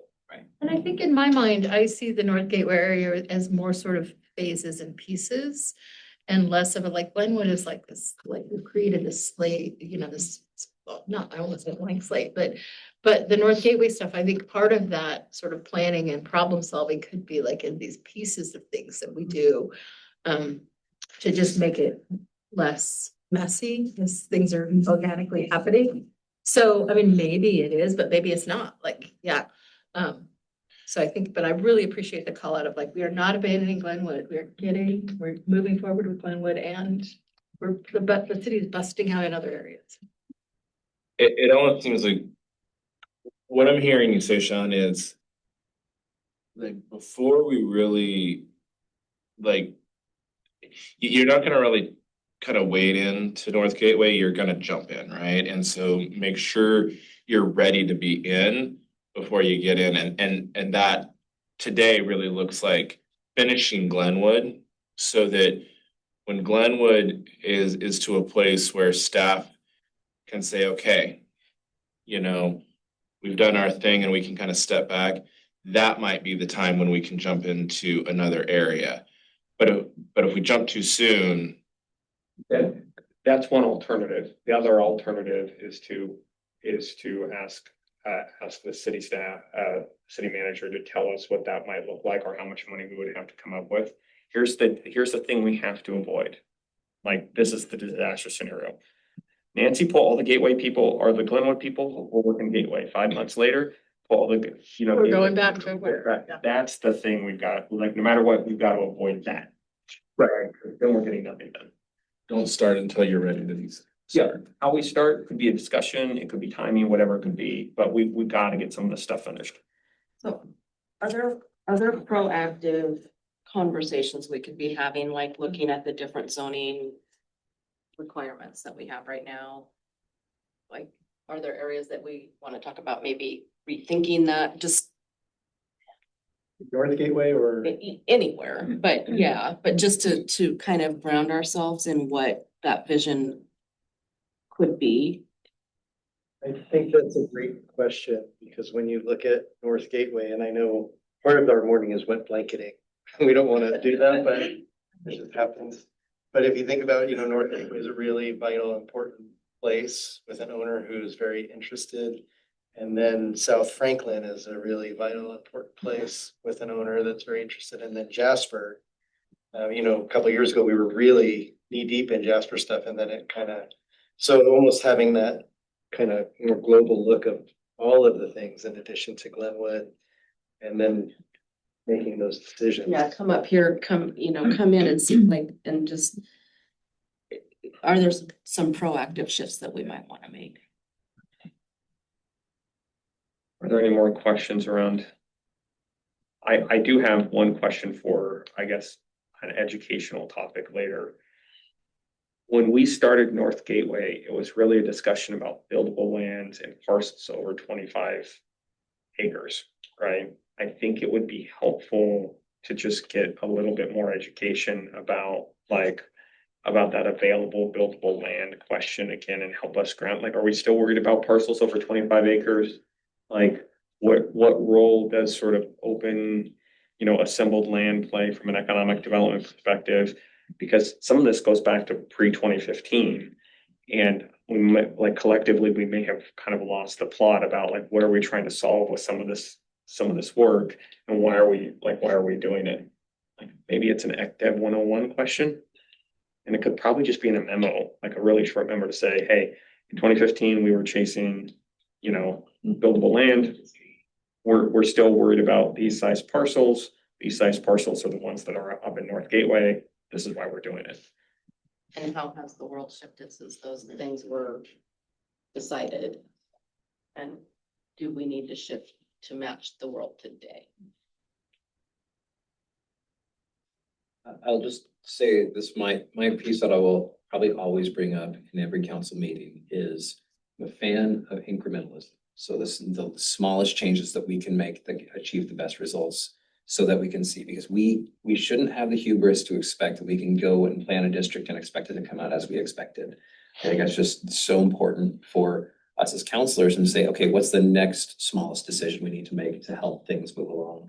Because, and that might make things look more messy on paper and in a planning perspective, just because we don't think we know enough outcomes that we could know, as opposed to saying, hey, what's one thing we can do to make this a little bit better? We'll keep it going unless there's any other comments on this one, but we now have Mohawk plan and development. Is this the 8 towers from? Probably, yeah. Yeah. It's still my dream to develop that, and it's going so slowly. I That don't know. if it's a particular one priority. is no longer. Yeah. I think we can cross that one off the list. Main Street strategy? I think some of that really depends on what ends up happening with Glenwood and just the overall vitality of downtown. And so unless we have really the tax base to support, I still have a dream that may see Main Street as two ways for car traffic and pedestrians, and then South A as two ways for truck traffic. That's just my dream, but that lift is a $15 million lift that unless the tax base supports, I don't see it's gonna make. You say 15 or 50, because it's probably more like 50. No, but unless the state wanted to come in and say, hey, you got a pet project? Yes, more like 50. So I don't see that as maybe a reasonable, that's a little bit, maybe 5-10 years down for the road from now. So I think, yes. Okay. I guess my question is, when we say Main Street, are we just talking about downtown? Because it feels like when we bring up Main Street, it always shifts to like downtown and how that connects to Glenwood. And I think that's really important. I think what doesn't get talked about is what's happening from like 28th to 69th. Yeah. And I feel like as I drive that stretch, there's large stretches where it's like, what's going on here? It's a very different picture whether I'm looking north or south. And so I'm just curious, like and I've brought this up in my conversations with SEDA, like, is this a spot where do we bring this back up when we talk about SEDA and those kind of things? Because it's still Main Street and I think there's some questions. And I also think that when you get out from 58th to 69th, there's a lot of growing community questions around that stretch, right? From what? Are you talking about economic development or traffic safety? I thought this might have been left over from our traffic. Yeah. Well, I think economic development Okay. and traffic, because when you look from, so if you take that stretch from basically where 42nd is and you go down to where 58th is, and you look on the north side or south side of the road, there's a lot of stuff developed there, and there's not on the north side. There's buildings that we need to do something with because they've just not been maintained, and in a couple of places like just need to be torn down. And then there's a lot of open space there too. And so the question is, okay, if this is sort of a traffic project, right? Question one, are we leaving the traffic question around Main Street we're just asking the staff to continue to monitor the safety picture and report back, right? Because that is an ODOT area, right? And we put lights and we put crosswalks and we put new material out there. So I think question one for the staff over the next year is, hey, can you just close the loop with us and say, what is the traffic situation as we understand it with all these changes without doing a lot of scientific safety studies, but just saying, hey, what are we actually seeing? And then I think question two that I'm hearing you ask is, hey, if I happen to be hypothetically the Ward 5 counselor or the Ward 4 counselor, what do we call the midpoint of Springfield that on every map says is sort of mid Springfield? It doesn't really have it, like we leave downtown, we leave Mohawk, we touch the Paramount District, and it's basically mid Springfield until we hit Thurston, right? And it, like, what's the name, identity, work that we're doing around to spruce up that part of the city? yeah, and specifically with economic development, is our vision that we're gonna just put a lot of housing in there, and maybe yes, but also is there opportunity for economic development in there too? Yeah. Yeah, and okay, I think they're two, but I think your question's actually connected with Ward 4 too, right? Because I think those are both, you run into both the similar. Oh, yeah. Because the feature for Ward 4 is essentially Lamb Lane, right? Is a big, is the Bob Kiefer in the flag. When you get out to your end of the world, Cascade Home and Garden, and there are. Which is empty. Well, and I just think that there's a lot of, I call it opportunity on that north, the north side of Main Street, right in there. I mean, I think there's again, in some places it's just vacant land, in some places it's buildings that have been there for 100 years, they're falling down. Well, and Ward 4 in particular is it's just, I think of it as the Springfieldiest mix of all, right? Because you've got this big industrial land, you've got buses, I mean, you've got all of that, and then you've got older housing and stuff tucked in there. I think there's so much opportunity, and then you've also got all that land where the mill or whatever was. There's so much opportunity, but we just, again, it comes back to this capacity of making a plan for it. But I love the idea of the call out and thinking about how do we, I mean, I remember that was some Mary Lee was always like, please pay attention to Ward 5, like, yeah.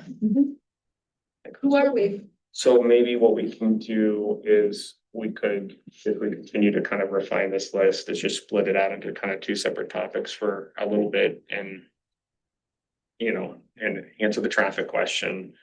I know we need like five more dev people, Right. and then try to summarize, you know, keep our eye on the mid part of the city as well. All right, let's keep it moving. Development code update. I don't know I feel like we've done so much. I think we Done did it or not done it? I think the next thing you'll see that has anything to do with the code would be the housing design work that's coming to you for fall. So I feel that's like we still- did have those many meetings Yes. that just kept going. Yeah, so We've done a lot since we Yeah. have been. Yep, okay. Under our infrastructure and transportation, these ones that we just reviewed. We just talked about Road them. projects. Except for the levy. What about 42nd Street levy? Any updates live from the levy now that you visited yesterday? We did find some holes that I guess hadn't been there before, but I wouldn't say there's anything. We're talking about this in executive session on Monday. Okay. Yeah. So, the only thing I would add to the infrastructure and transportation list is that intersection that is like Mohawk. Right from the overpass down. The mess at Mohawk, that's what I call the mess at Mohawk. Yes. Yeah. Yeah. Right, like. Our call over the 19, freeway, 19. You, like it's a different road on each side. Or by the Wendy's and the Carl. Yeah, I hate that place. I mean, it's truly one of the least safe and most terrifying and infrastructure rich parts of the town. It would be ideal if, as, you know, we think about the next road bond at some point, that would be ready to go for like, but we didn't make the first one because, it had other sewer issues or something. So that's the challenge with, just Yeah. how people will look at how we do this project and think about what they want to see different from government, but we did a very quick patch on that just to help it survive. And then in your state of the city, a year or so ago, you said you want to see it kind of upgraded again. So there'll be a more stronger temporary patch that goes on it, like the Kevlar patch. But the real work has to happen underneath it, and that's the sewer stuff. Yeah. So we can either do a couple of patches till we can afford to get to the sewer stuff, or just totally wait, and that's not an option. Do we need to maybe ask when like this transportation conversation goes on, in the fall? Like, I don't know if it's a sewer driving question or a transport, like essentially ask the state for a planning grant associated to that, like, right? And I don't know if it's through like wastewater infrastructure or the transportation dollars, but it's like, we gotta get a plan on this one. Yeah. But the more substantial fix has been planning right now with design. Okay. Right. You wanna keep going? Yeah, let's keep going. Public safety, Cahoots Lane County. I think we can cross that up. We've continued to have cahoots in our budget to assist our officers in spring. I think the only thing that I would sort of bullet point that is like, whatever, like, if we have issues, if the PD have issues with county mobile crisis response, right? Like, we probably need to, I don't know, articulate those and send them over to our colleagues over there. We have pretty regular check-ins on this. Yeah. I feel pretty confident, like the chief is really, she's on this one. Emergency response and preparedness.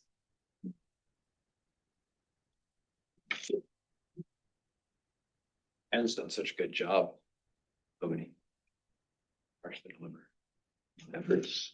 Well, we have the new app, right? Right, and I think I know council's gonna get an update on the wildfire protection program from Chief Caven on Monday, so So, pieces are always moving forward. okay, so I think we can leave this one still on there. Ongoing. Yep. Springfield Police Department.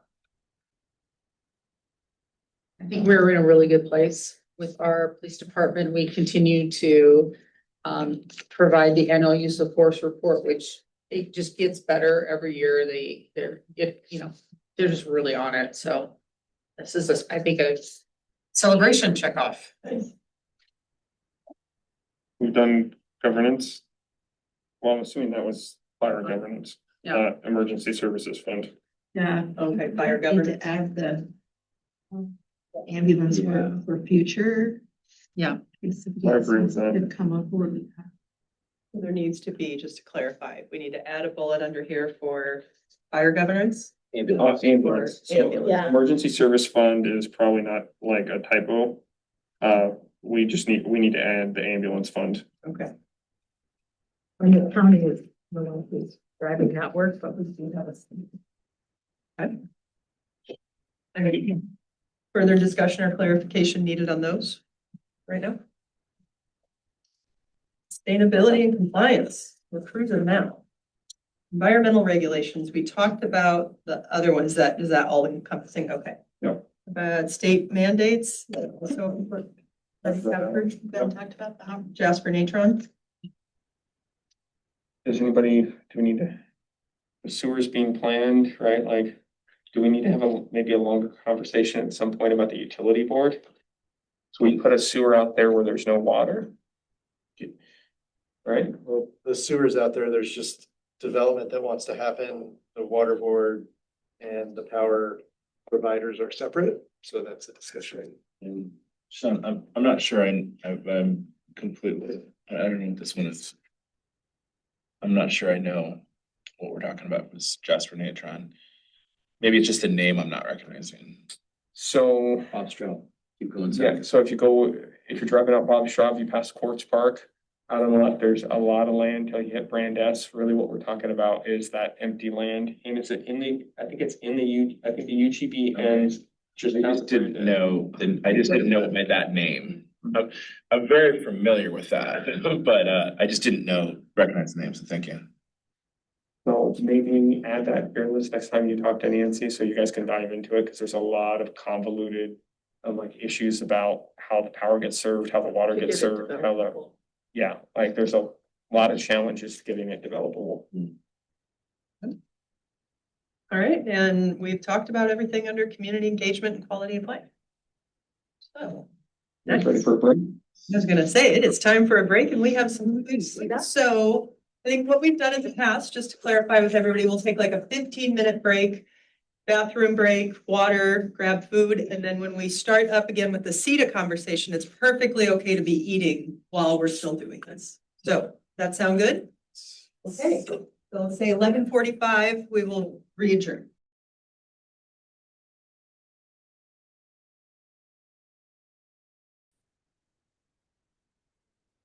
Welcome back, everybody. I will adjourn the city council work session around goal setting and over to SEDA. I will call the SEDA work session to order with roll call, please. Chair Stout, Here. Vice Chair Weber, here. Board Member Van Gordon, Here. Board Member Mo. Yes. Board Member Rodley, here. Board Member Quadros, here. Board Member Buck, Here. Board Member Lund. Was. And board member LeBlanc, I'm assuming was notified and all that, it's not gonna make it. Very good. That, I think that, take it away. Okay, so for the SEDA section, kind of pulling up high level really for a second, talking a little bit about the vision around that. And really our objective in this section is just to gain some alignment on the existing documents and how they guide the work and how they're supposed to guide the work, to ask if anything's missing or anything that we need to clarify.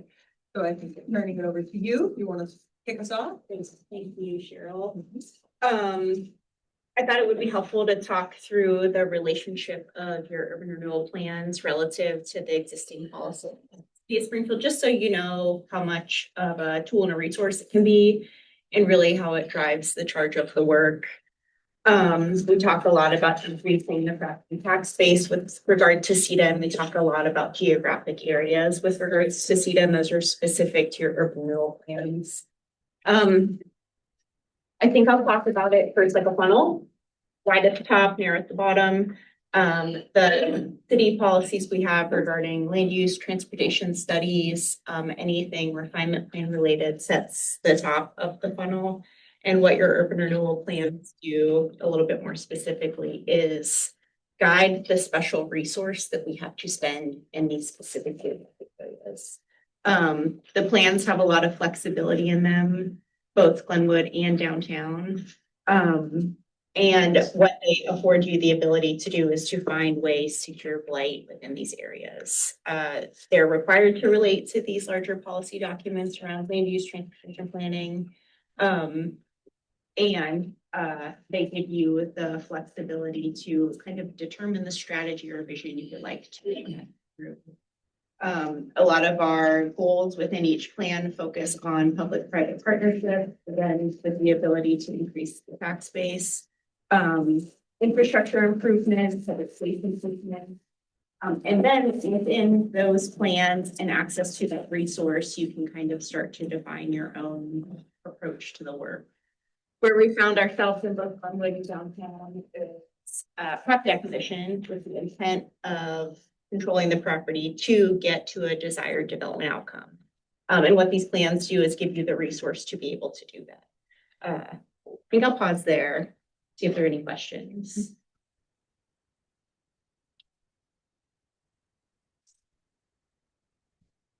We currently have two seated districts or three.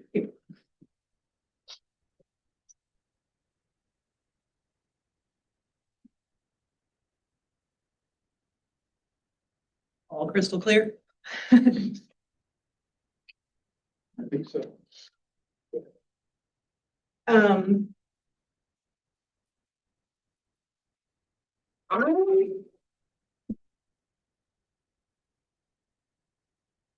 With this section. You want to get into any of the reviewing of any of the documents? That was my high-level review of the documents. I can get into more specifics if folks have questions about individual plans, but I really just wanted to cement them within the policy that we have with the city. And if there are any questions about things we could do, how they relate to other items. Yeah. I guess I want to throw out a large question here and just wherever it makes sense to take this, Chair. I'm curious what the process looks like for identifying other areas in the city that could be a SEDA district. How we go about making that happen, what that looks like, time frame, and all of those kind of things.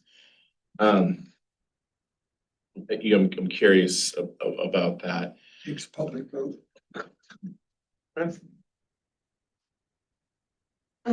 Councilor Mills, right, our charter does require the community to vote on establishing a new urban renewal district, but there are things we have to study ahead of time. Urban renewal, again, special tool, falls within existing policy that the council helps to establish land use and transportation wise and utility wise. But the areas that are eligible for urban renewal have to be of certain income limitations and of certain like building condition standards. In order to find what would be eligible for an urban renewal district, we'd have to do that initial screen to see what areas of the community would meet those.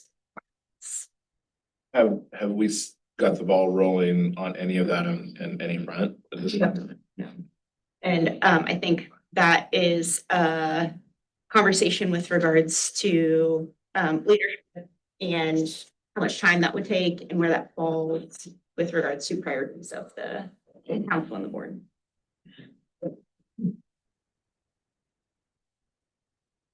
So, Ally, correct me if I'm wrong, one of the things we're looking for from this discussion is, do we really understand what we have access to?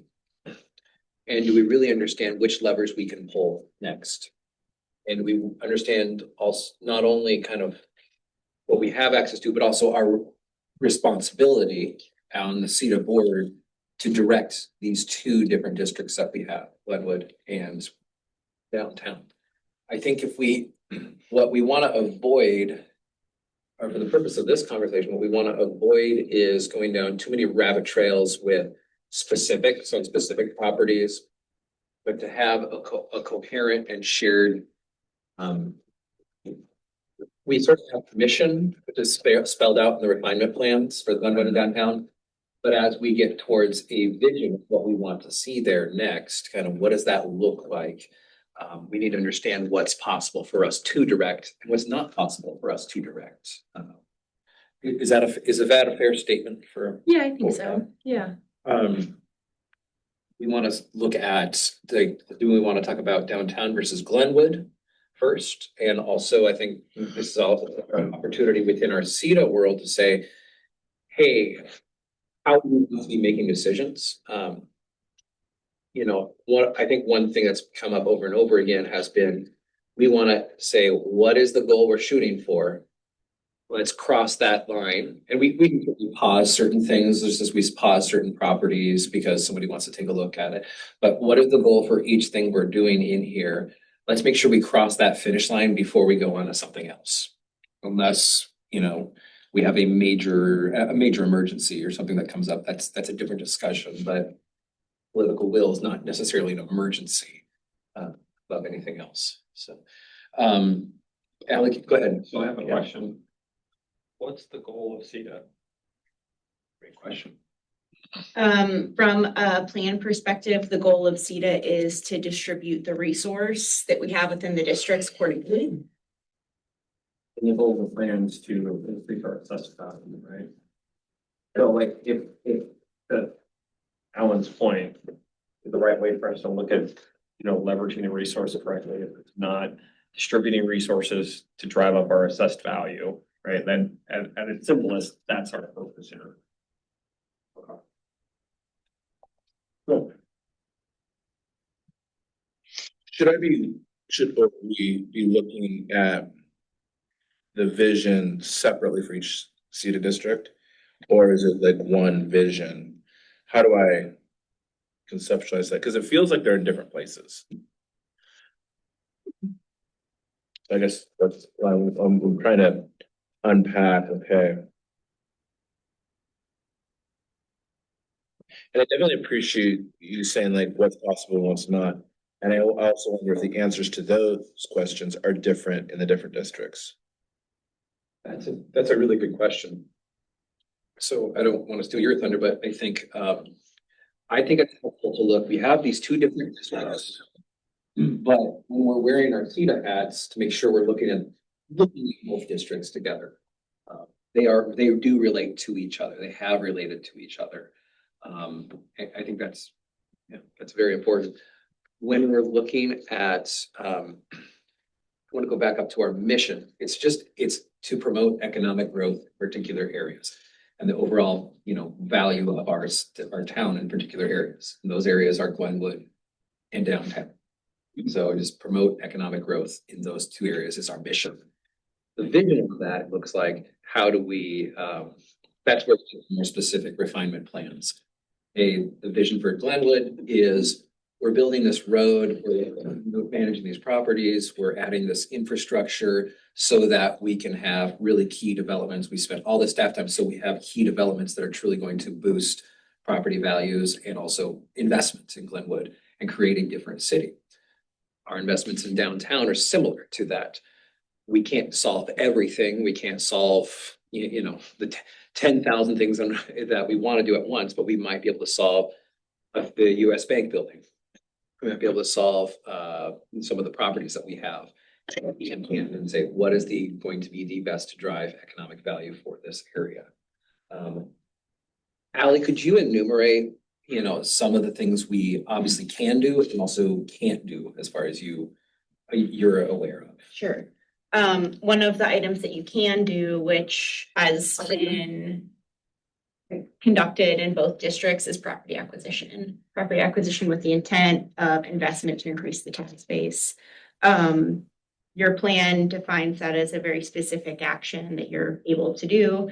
At a higher level, there are goals around infrastructure, kind of welcome signs to areas, investment in livability elements, walkability elements, and bikeability elements. Very broad, but if you think about the intent of the items in the plan, it really is create an area that is investable. And we have focused SEDA's efforts so far on acquisition of property, which is a very specific strategy within there to do so. Can I jump in? Just so, and I appreciate the discussion because I think it's really helpful for folks to be thinking about it. I think that we've done a lot of things great in the last few years, right? So not only have we acquired some properties, but we're letting them go, which I think is fantastic because we now have a process by which, you know, you've mapped out the properties. We know how long we've had them, the ones we toured, like we got to make some decisions about what to do with them. One of the areas that I think is, and it's not an emergency yet. However, I think, and we've talked about this before, we don't really have a solid process by which developers or people know how to access the system. And I think that's an area for council or the SEDA board to kind of work through, is to say, because we tend to be like, who comes to us, right? And will that not work? And I think that to get really intentional about, and that could be making decisions like we did about the memorial building. Like we're gonna give ourselves this time. We're gonna put this on the market. We're gonna see what happens. So I think that getting really intentional about that and also having a solid process, whether it's on the website or wherever, that developers or people who are new to it know how they can, you know, access the process. Because I think we still kind of treat them like one-offs every time something comes and we discuss it. And we remind ourselves, wait, we're not doing churches here, but we might be doing this here.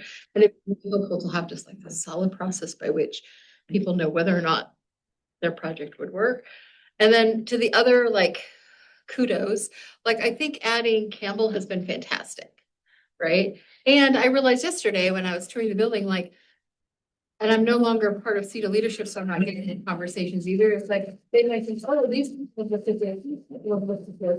I was like, okay, I think it's good to know.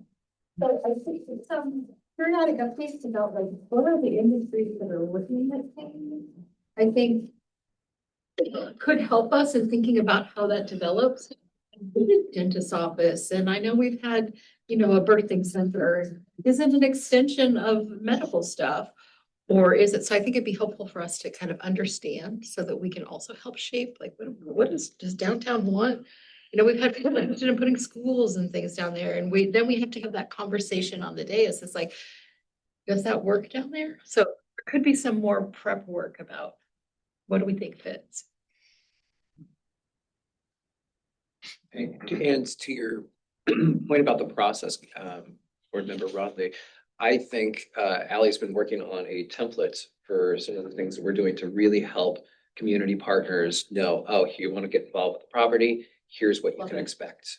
Here's what, you know, to be aware of, here's where either prevailing wage does or does not apply, et cetera. And I think that's been, that kind of some things that Michelle and I have seen in the agenda review sessions. But it's really exciting to see as we are processing through some of these things. It has been a little bit messy, absolutely. And so I am happy to see that you will be presented with a template to discuss in SEDA meetings. And I think that's a really exciting thing to see. So. Any other? Ally, what other options do we have besides just property acquisition in terms of our, of what's possible within these refinement plans? Yeah, it's investment in certain areas. We have a little bit more specific direction on the how of acquiring properties and dispositioning properties, but your plan goals are very broad, and I think it might be helpful if I just read them briefly here. To promote public and private development within urban renewal areas to help create jobs, tax revenues, and self-sustaining vital and vibrant commercial and industrial industries. To rehabilitate the building stock, which means to upgrade the stock of existing structures in the renewal area, which contribute to its unique character, but which are run down or do not meet current state building and specialty codes. To improve streets, streetscapes, parks, and open space. To improve existing streets and both on and off street parking, to improve and enhance parks and open space like multi-use paths as an integral part of the area to enhance livability. To improve utilities, improve and update utilities to allow more efficient, intensive, and productive development of the area. To develop convenient, attractive parking facilities close to shopping, entertainment, and public destinations. To maintain, acquire, and develop public parks and open spaces, public safety, health, and other facilities to maintain and enhance public use, safety, and enjoyment of the renewal area. To provide for new and rehabilitated housing opportunities that collectively reflect a diversity of housing types, occupancy, and income levels. And to assist in funding for a program of entrance beautification and signage indicating cultural, historical, natural, and tourism landmarks within the renewal area. Those are very broad goals.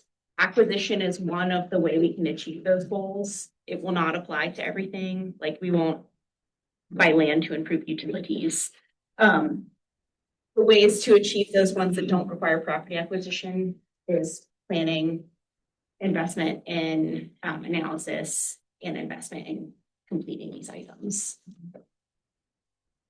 And the urban renewal plan and district affords you the resource to do that. Comments, questions? I think one of the things that we're doing, this plan is a little bit older, like 2007, right? So we're so deep into the work of it that sometimes it's great to have like a step back, as Ally's doing, and just say, oh, this is what everyone agreed we would do. And the board's doing that. So it's like promote private investment. And then you have this incredible SDC. I mean, that's where we put a lot of our work, but sometimes I think it's good to take that step back. So when these projects do come to the SEDA board, you could look at this and go, yeah, this fits one of the goals. We might not want to do it, but it's a good start to say, okay, let's have this discussion. And sometimes as staff, we forget to like remind folks because new folks have come on and we're so deep in the work that, hey, we got this whole vision and plan is kind of laid out. And if you decide to do something differently, you can, but this is what is on paper. And it's a pretty easy read, so maybe we could get it back out to folks, or at least the executive summary of it. I think that might be helpful. It's so hard when we put on our kind of our operational annual budget hat versus our kind of long-term real estate hat, because we have to go from extremely, quick, fast, very intensive discussions to saying very long-term discussions. And so it feels a lot slower, but I think it's important to recognize that shift. It's a bit of a jerk action. It's you're going fast and then you're going slow all of a sudden. But I've been very happy with the work that we've seen come through. What changes would anybody want to make at this point? Just talking about these plans, are we comfortable with the direction we're going, or is there anything that's sticking out to folks? They're like, hey, on this kind of this vision level, are we comfortable with the plans as is? Is there anything like how this sticks out to me? Oh, I wish we were doing this a little bit differently. Yeah, Councilor Brown. Well, I think I'm comfortable with it and I think we're making progress and what I appreciate about being reminded of this is I think we've been very focused on the sort of the property and then the master plan work in Glenwood, which I think is all great. But helped to remind me that there were things we were talking about in the past that would support development. I remember Counselor Woodrow was talking about having, public restrooms in downtown, right? And I've had a few constituents lately talk to me about parking, and they're like, is there a lot that you could like put a parking structure or something on downtown? And so I think there are things we could be talking about, being reminded that would support that development, that aren't just without taking our eye off the prize. But I think there are some things that we have lost track of along the way that we had talked about. How do we support future growth in downtown? And now I'm thinking about, well, we're having this farmer's market, and if there is some restrooms or that kind of a thing, and where are people going to park, because they're not going to be able to park there. So I think that's a really great comment, especially to bring up parking. Now, one of the things we've talked about in the past was that owning parking facilities was not part of SEDA's plan, but supporting parking is one of our goals. Can you speak to that a little bit, Ally? Yeah, this is this area has a lot of nuance. Yeah. And if you think about the intent of urban renewal, it is to increase the property tax base. Inadvertently, a parking lot by itself does not do that. Parking in your plan is specific around building new facilities to support the parking need in a vibrant downtown area. So I think a parking lot in and of itself to supplement a parking need right now, from my reading from city attorney's read, does not meet plan intent. Parking related to new private investment or parking in a different form, like a structure form, to support the growing needs of downtown, qualify for this plan language. Another bit of nuance in this is that urban renewal cannot be used for parking operations support. So like we can't use this tax increment financing to fund our parking management focus downtown. That's not related to growing or vibrant downtown per se. So yeah, this is more focused on kind of structured parking, new facilities related to new development. In this case, and then I saw a hand over here, just let me ask one question, and then in this case, so one of the bills we looked at was 136 Main Street.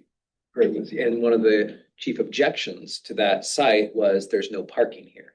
Yeah, there's some lots nearby. How could we potentially support or support parking at that? Could we potentially support parking at that site if we, chose to renovate or improve that site so that the parking objection was at least minimized? I think that's a fair question for any property that we're doing work with. Andrew. Yeah.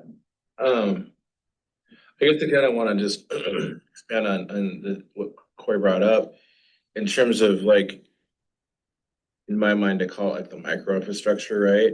So it was recently brought up to me that there's not really an ATM in downtown Springfield, with US Bank no longer there. And we're having farmers market, so cash might, there's reasons for people to want to access cash. It's not readily available. Things like if we want to encourage bikes, like, facilities for, locking and storing and securing bikes and those kind of things.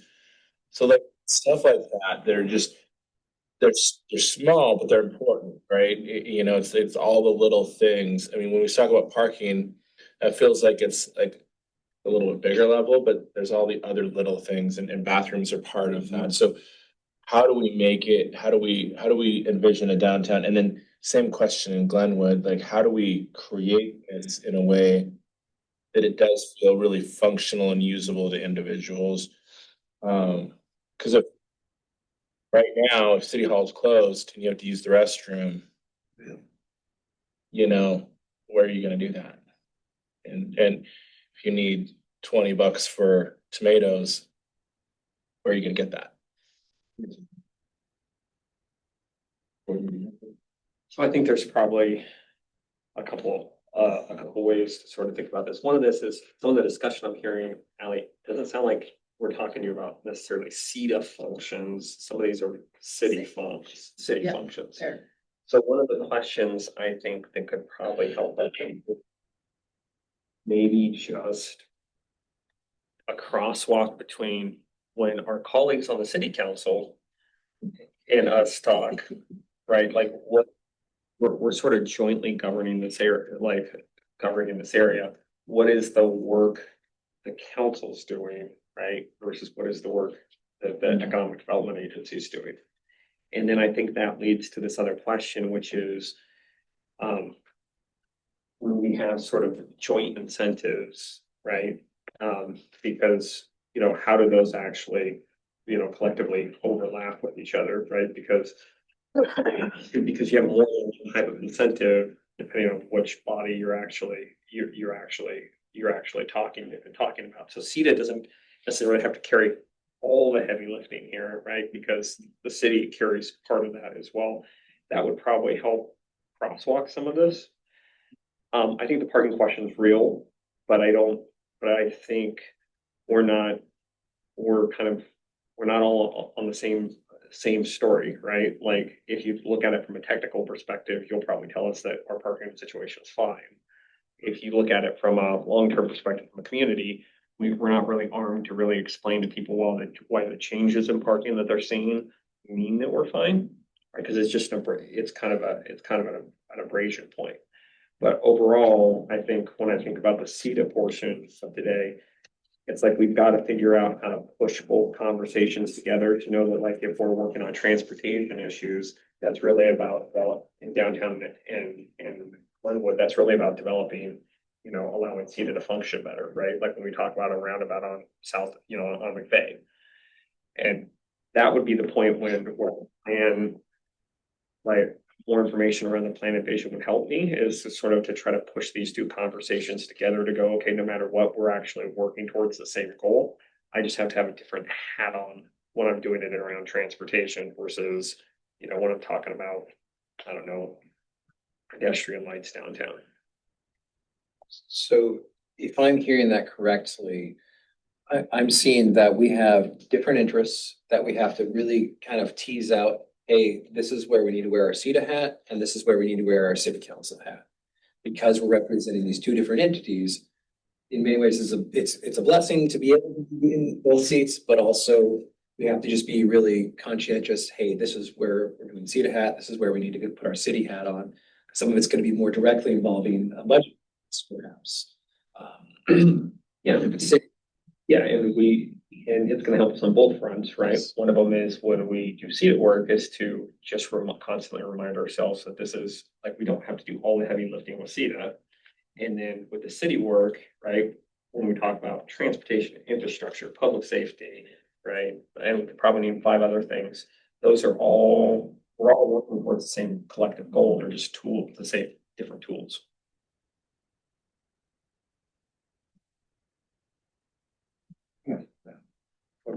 We definitely need a bulletproof downtown Vassar. In the old days, it was service stations, you know, you go to them, they don't have those anymore. And we also need some electric charging stations.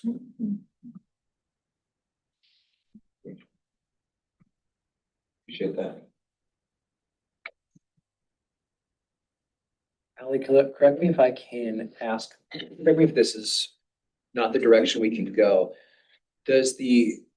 We've seen a lot of growth in downtown, sort of Pioneer Parkway and east. There's not as much Pioneer Parkway and west towards Glenwood. Yeah, that's kind of where we're crossing the downtown and Glenwood. Are we as a board envisioning that we'd like to see continued development where these two zones are sort of growing together? Or are we more interested in them being kind of separate zones that'll eventually catch up with each other? I don't think I can answer that. I think maybe that's more a discussion for you all, but what I'll say is the reason they need to be separate is because we cannot blend those urban renewal funds together. While we do have the same tool in 2 areas right next to each other, they need to be separate in that way. Other than that, I think the rest of that conversation up to the board to talk about. So then I'll put it to the board. Do we feel comfortable with that sort of vision where we're saying we're trying to create economic vitality that is ultimately blending Glenwood with downtown so that we have a continuous, vibrant economic area? Is that a fair question to ask to the board. I think that's, I feel like that's fair. Like if it was one, like they're always gonna be two separate districts because geographically they're gonna be separate. But if you have people walking across a pedestrian bridge into Glenwood, like we would all be high fiving each other. Cool. I think that's a very nice visual to add to. Remember, Rowley, anybody else have anything else to say? No, I mean, I agree with that, and I think that, especially, I think that's more of a future conversation, particularly as Glenwood develops and we start to see what that looks like and think of how people are then accessed. Because we want them to come into Springfield and not necessarily go the other direction. So I think that'll put some pressure on that conversation for how do we connect Glenwood even stronger to downtown. I love that. And then I think the next question I will have also is, so many of our conversations, if it's not on engineering the Glenwood area, have been about property acquisition and disposition. Are we comfortable if we're exceeding our 10-year plan, really focus on disposing of the properties that we are holding on to currently? I think it's just a matter of looking at our development timeline, making sure that we are being respectful to the plan, but also, hey, we've owned these for too long. We need to get out of them, and making sure we have the best development of the community that way. So are we comfortable with the continued development of templates for the disposal of properties? Does anybody have any desperate reason where we want to become long-term landlords? I don't think we do. Yeah, so the way I would sort of think about it is like with the memorial building, we had a couple conversations fall through a couple of times, but it's turning out to be a thing that is what we wanted from the start, right? So I think what we want is that is an outcome where I'm not like, you know, if we just put a for sale sign and just took the first offer, right? And it turned into kind of a Frankenstein building, nobody's really investing in it, then we have failed, right? Our goal in disposing of properties is to dispose of them in a way that triggered the reaction that we got out of the memorial building, which is a lot like that building has not looked that good in years. So when I think about 138, 236, 240, which several of us just went through and got some pretty good visual informational knowledge, those two buildings are the connector between downtown and Glenwood, right? So having them sit vacant and looking the way they do is not an appealing long-term solution for me. But maybe deciding is having one for sale and one for lease the right answer still? Do we want to, have a bigger conversation about maybe changing our approach there, but also setting parameters around if we sell it, these uses will not be allowed, or you know what I mean? Just so kind of building in that memorial building situation into the plan of disposal. And that real quick, we'll get there. Ali, Sienna was telling me during the property tour that we had a clause within our sale of the memorial building of our development outcome. We have to sell property to meet intents within this plan, so it does need to develop into something that increases the property tax base. I think maybe what you're referencing is when we sold the property in Glenwood, that was the former Tom's Tapper site. We put a time frame for investment within the sale, that they need to take action within a certain time frame of SEDA's work at Glenwood. So I think that's really important. When we are disposing properties, that's really important. We're not here to long-term hold. We are here to do this public-private partnership that spurs true development for that. I think that's just a piece of clarity that I want to bring to our discussions going forward. That's our job, is to basically sell it to the developers that are actually going to have the right outcome with us. And I'm happy for pushback, but I'm just trying to restate some of the things we're working on. Board Member Buck, or I want to hear, or I'm not sure what I think yet. okay. Well, and I appreciate the thinking about it. And I just wanted to just clarify, because I think sometimes what gets us kind of caught up is when we talk about properties, do we think we're talking about buildings? And I know that I'm often, I like tear the building down if it gets a movement. And so I definitely came away from whatever 130, whatever it is, going like, I'd be better off just tearing this building down and offering it up that way. So I think that's the other thing, is to think about the property in terms of what's in that use of that and how are we gonna move it forward? Because it's much harder to try to find just the right tenant who's gonna come in and have we're gonna have to negotiate the investments, which means that comes out of our pocket. It's like, how are we gonna get this building functionable and all of those pieces? So I think for us, thinking about that, to think what is gonna get us to the best use of that. And some of that might be like offering up taking the hit on the front end and tearing it down and then offering it up. So that's my only piece, is like just property and not buildings. Well, and just real quick, that building in particular, just to bring up to current code standards, yeah. my understanding is astronomically expensive. So at least $1 million, at least, just of our investment. 138. Yeah. At least, that's a very conservative I'm minimum. pretty sure there's 7 ghosts living in that building. Down there. Ghosts are up in the building. I think, and I'm not really sure how to kind of formulate for the purpose of this discussion really, but I guess, what this has brought up for me is, how do we think about when we acquire property? Like, how do we think about, while it's in our possession, while we're the owners of that, how do we think about our stewardship of it?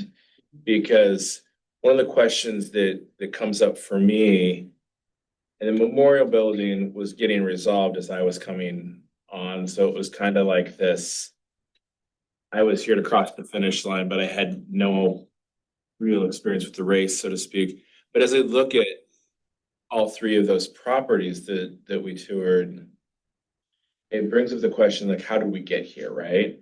And when we acquired this property, we wanted to create economic development, but like thinking about, like, what does that mean? Was there a plan going in here? Like, how, because as I was sitting there talking with Councilor Stout yesterday about things like roofing and all of these things, it's like,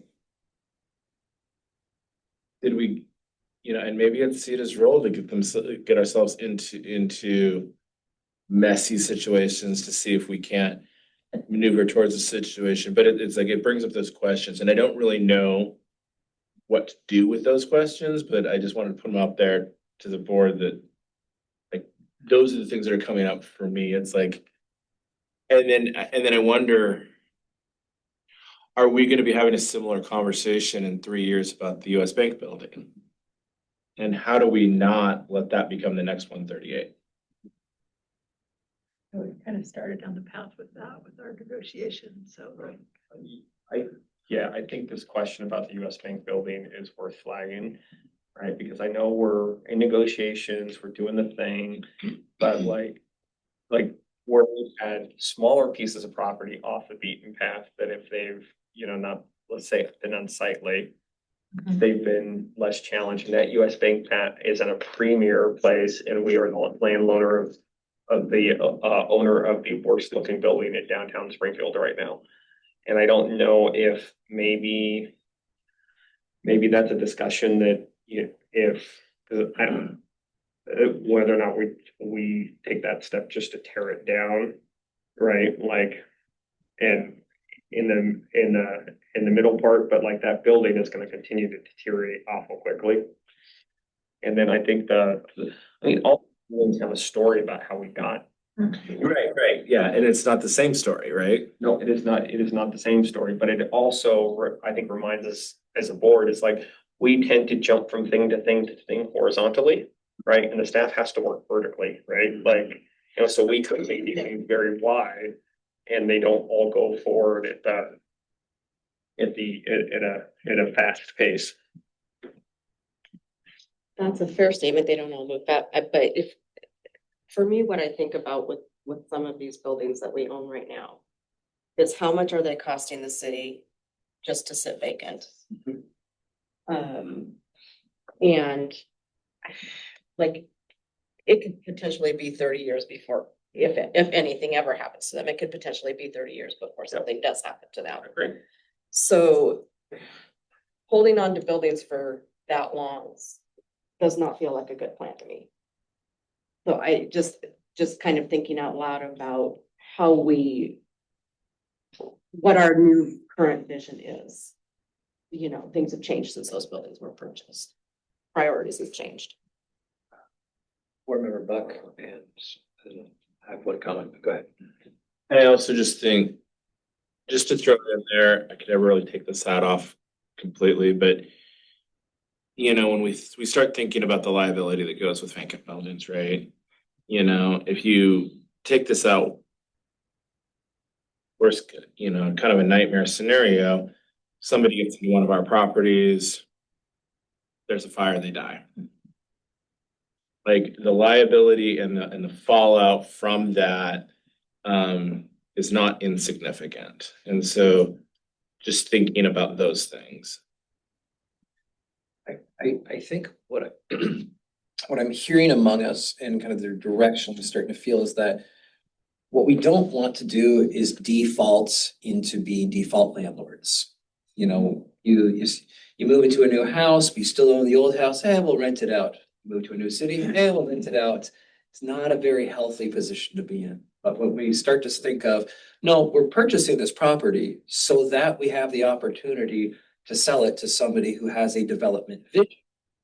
We stop really caring about what does the real estate market say it's worth. I mean, it's an important thing to know, but we start saying, how can we make sure we're selling this to a community partner who we like and trust, who we know can perform, who has we've detailed out what it is. So the cost ultimately becomes irrelevant to SEDA. It's relevant in a macro level, but it becomes irrelevant to SEDA because our job is to sell it with a development outcome tied to that sale.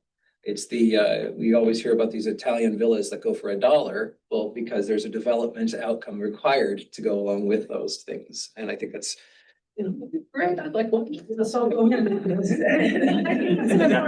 Because we do get sometimes I'm like, are we making a profit? What's happening here? And you know, if we're not developing and encouraging development, then we're not doing our job. But I think this is the important conversation that we have to have. This is the filter through which we can start looking at our property portfolios. And so I'm agnostic about how many properties we own, as long as we realize what is our purpose with these properties is not to be developers ourselves.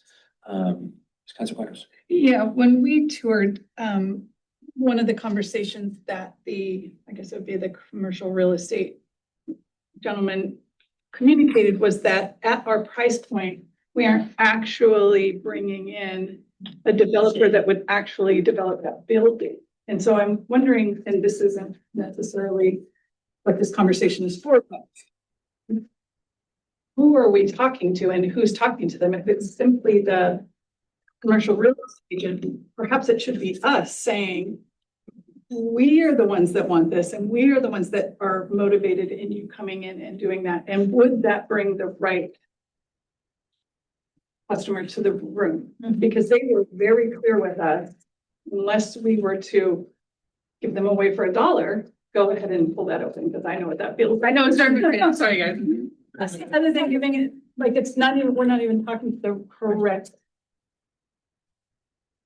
developer. I think the memorial building is a really good example of what we want out of this, right? Because it's, you know, when you look at the deal came together in a certain way. It is somebody who we all knew could perform, right? And we got the outcome like that we looked. And I think Councilor Rodley has a really good point. And we had to say no a couple of times. Yeah. Everybody loved that. Yeah. Yeah.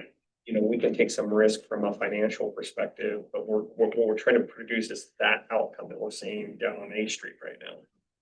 And so would we behoove ourselves to be more speaking from, I don't know if it would be city or SEDA, but you know, we sort of do the advertising, if you will.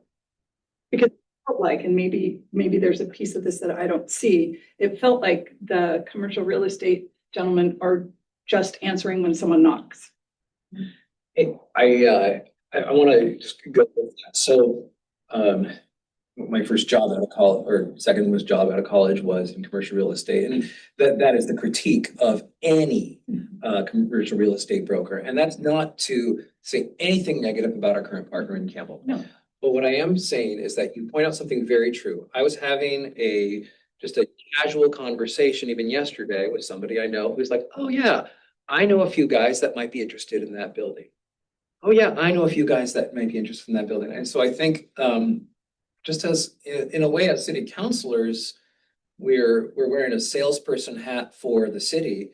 As SEDA board members, this is probably the most important work we can do, is say, do I know a developer? Do I know somebody who has a development interest, who has a business with a development interest? Am I inviting them to come to the table? Because we're open to working with community partners. This is our opportunity to continue to invest in Springfield, using Springfield dollars, Springfield money, Springfield investors. And I think that's the key thing, is we have to continuously be talking, whether it's through our roads or community organizations or Chamber of Commerce, whoever that is to continuously bring up, hey, we have these properties, they're for sale to the right person who wants to develop the property, who is wearing the developer hat, and making sure we have all the people at the table. Not because, and Ally does a great job with this. And whenever we're doing the actual transaction side of this, Campbell does a great job with this, but it's the making sure the right people are personally invited by us. It's like, how do you get people to show up at your house for a party? You have to personally invite them. So that's my exhortation. And I think that speaks to what I brought up earlier, is that there's got to be a really clear process. Because if I'm talking to somebody, I want to be like, just go to this and you'll have access to it. Because I think there is this feeling that, that sort of personal thing can start to feel like, oh, you have to know somebody in the city if you're going to do a thing. So it's like for both, like, I think we are definitely ambassadors of this. And if we have a good, clear process by which it's fair and that we can send people to, then we'll get some additional folks. So maybe we note that as operating protocol for us as a SEDA board, which is if we have people come knock on our doors all the time and ask about buildings, is that I send them directly to Ally and be like, look, that's not my thing. But are we saying as a process that if we have people go, we want to buy that building, send them directly to Ally and get out of it? I think that's a good statement. And if I could just add a little bit of context around the avenue that we're on with 138 Main Street being sale, and that's the process. That I think maybe back in June of 24, because SEDA has held on to the building beyond the 10-year time frame in your plan, since we're trying to cure blight. The direction of the board was to just sell. We have attempted the strategy for 2 years, and what it sounds like the board may be interested in is a different strategy than just call the real estate agent, list the sale price. The building can be sold up. So I think that's fair. I've heard a lot of different things in this conversation. Is there anything related that we should be bringing up, Ally? Councilor. Okay, Can I just ask? Yeah. Throwing it out into the universe. Right now Campbell has a price that they've, right? And we're talking about flexibility in that price. Is it fair to tell our Campbell partners that in certain parameters, which we still would need to identify as part of our process, within these parameters, if it helps the development happen, all things are negotiable. We have flexibility and we're open to discussions on what that potential could be. Is that a fair and reasonable thing to tell Campbell? Okay with that, but Councilor Buck and then Councilor Buckins. I think, I guess a question that comes up for me is to just think about the outcome of economic development. Because a comment that Neil made during our tour was really intriguing to me. He mentioned, when we're looking at that 138 building, we're gonna need a fire station here in Glenwood, in downtown or in Glenwood. And I don't know if we just kind of entertain walking down that road for a second, does tearing that building down and looking at putting a fire station on that lot serve economic development? And I don't know the answer to that, but you know, it's Neil's fault for having ideas about that. To jump in here with, Yeah, I mean, I know we were just talking about that yesterday, but that from the fire department, just looking at their layout of where that fire station would go, would be close to that, but that would not be the best spot for it. Just because of egress and getting in and out of that building, but. So just a really quick time check. We probably only have a few minutes before we'll move on. Good. So I'm right now, I think we're at the phase, we're just kind of recapitulating what we've talked about in this meeting and seeing if we've set enough clarity for what we want to achieve as a CEDA board, especially as we're going into the fall. So, Ally, I'm sure you've been taking diligent notes of this conversation. Could you help us a little bit? I have what I have here, but yeah. Sorry, Councilor Condos, you had more to say. Oh, I was just going to answer Councilor Weber's, yes, I think we should. Show a parking lot because we've identified that that wouldn't solve our needs. And the reason why I would say that is because I think there is a certain draw to that building's storefront that still kind of matches the facade of downtown as a benefit. But we certainly would have to encourage folks to see that. I mean, I'm not saying either way, if they raised it and built something beautiful, that would also be great, but there is a storefront there that matches for us. Love it. Ally, what do you have right now for us on your list based on our conversations? I have a handful of things, but I'm a little bit sloppier. Like in terms of summary. Yeah, in terms of summary, what are we moving so far? So I'll start us off. So we've talked about we have these urban renewal districts. Within them, we have the refinement plans that we're obliged to follow by law. Within those, we have tools that we can use. Some of these tools we haven't been thinking about too much. Some of these tools we need to detail out, whether it's a city tool or a SEDA tool. Within the SEDA tools, property acquisition and property sales are important. We've been down this property acquisition hold for quite some time. And we've ended up kind of defaulting to being default landlords with different, questions about investment and that sort of thing. But now we're starting to say, we see that our purpose and mission is to put on take off our own real estate landlord hat and really become a development agency, a public-private partnership to support private development. And so we're interested in selling these properties at whatever price it takes to get a high quality development outcome for the properties that we do currently. Is there anything big I'm missing on that? And then I think the overall push of saying we're going to gently and incrementally grow these two zones towards one another for the overall longevity of everything.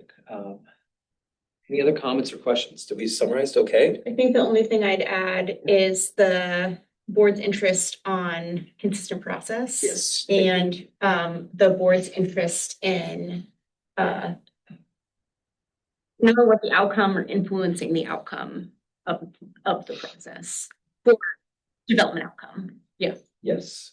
And so I think we're interested in getting properties sold with the right development outcome. We're not really worried about what the dollar amount we're getting is if we get the best result. And we're using the memorial building as a bit what we saw as truly successful, and I'm happy with it.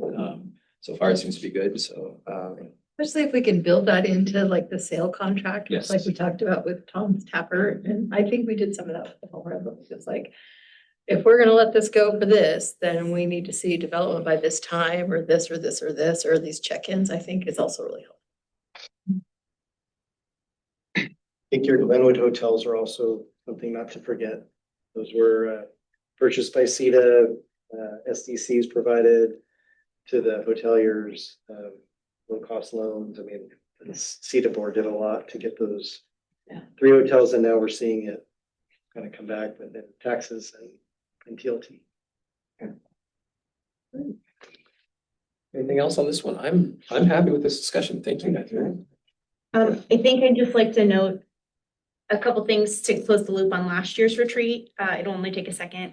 Last year's retreat, we focused heavily on the memorial building and identifying next step and kind of how to go about doing that. And I think it's great to see it being used as a template only a year later to inform this discussion.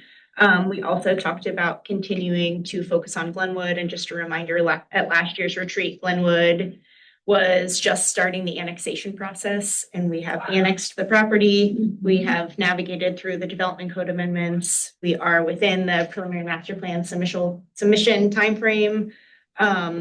You all have talked about initial investments in infrastructure and then given direction to find the people to help us do that. And then I'd like to indicate that last year, the board identified the US Bank site as a priority development site.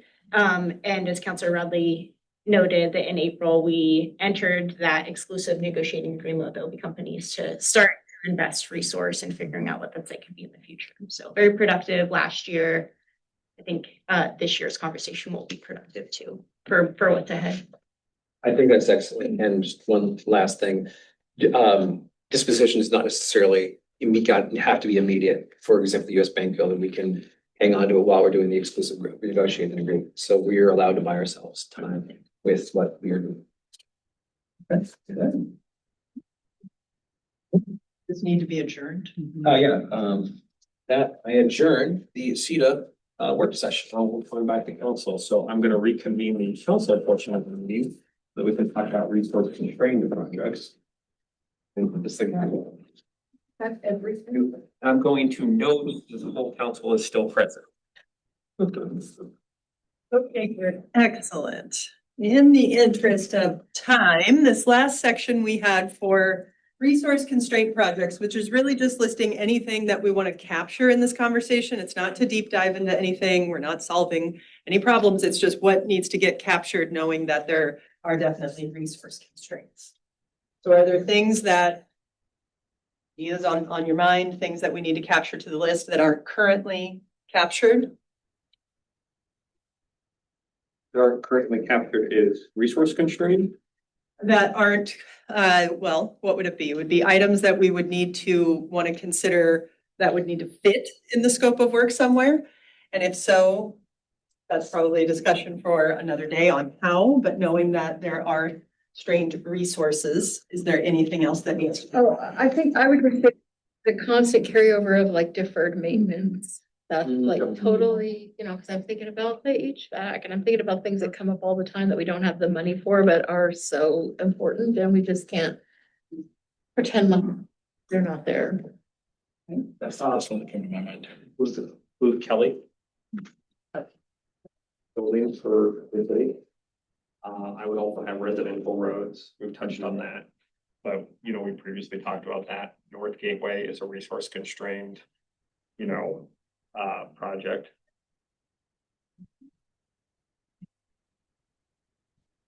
So can I bring up the library steps just because we have one person in particular that's got some pretty heavy interest in getting that fixed. And Neil, can you speak, that's part of a bigger plan, but can you just talk about that? On this list too? You bet. The challenge that we have with our concrete steps that are up front that keep crumbling right at the front is that when they were installed in the 70s, there was rebar put at the very front step. And every time they try to fix it, the rebar is not going to move. So the steps need to be replaced. And what makes it, of course, more challenging is the steps are part of the footers that support the building. So it's not a simple, we pull steps out, we put new ones in, part of a larger overhaul. The ones out here crumble too. Yeah. On both sides. So it's a challenge. Put an epoxy cover on them all. Yeah, we may see it like decking over them or something like that. But that's part of something that staff is already kind of working through. Yes. About like larger Yeah, so deferred maintenance kind of. staff has presented the full deferred maintenance to the executive team, and on that long list are those things like that, those items. So that is just part of that deferred maintenance portion that Corey's talking about. What about other resource constrained projects, or frankly, even things that you have not brought up as idea would require new resources, right? We've touched on a couple of those today, like, work around Main Street in the mid part of the city would be around dev and development around there. That would be a resource constrained project. Go ahead. When we bring up the concept of what are new resources, I'm curious about a conversation at some point around like what would those new resources be? Like where can we find new resources? Because it seems like we're working with a finite set of resources. And I don't know how to create new resources, I guess. Yeah, I mean, I think that is a really good conversation, right? That's where this long-term economic development helps us, right? Because that helps create new resources. But considering that we've gone out and found a lot of resources the last couple of years, or that the state or the federal government from grants, those are places to get resources. I mean, there's ways to figure it out, but you're, short of us coming across a Scrooge McDuck type, piggy bank, where, that's the challenge the city faces. So a lot of creativity and due diligence required, but not challenging, but not impossible. Correct. Okay, I think you need more out of us than just giving the kind of agreeing that we have resource constrained projects out there, and our goal is to try to keep moving as many things through the finish line as possible. Very valid. Okay, we're ready to wrap this thing up. Oh, went through quite a bit today. This was really good discussion. Opened up talking about group norms and agreements and clarifying some good questions. There were some good takeaways from that item going over, and there was nice to see some of the projects getting completed, things making progress and moving on, getting alignment and clarity. Really good conversation around SEDA. And then next steps, I believe we will capture all of these notes, takeaways, and you will receive them in some format. And then, yes, Councilor Mo. When I first got on the council, we didn't have a retreat for 2 or 3 years. Didn't know what was going on, so these are really handy. Great. Yeah, it's nice to take time away to just talk about what's going on, getting alignment. Any final comments? Mayor, if you'd like to say anything before we close. Well, thank you for spending Saturdays in here or all of your job. This stuff really does help get us on the same page and make sure that we're kind of marching the right way going into the fall. So I really do appreciate the time and the staff behind to put this together. All right, I think we are done. So we are adjourned. Please enjoy the rest of your Saturday. Don't think about city business until it's time for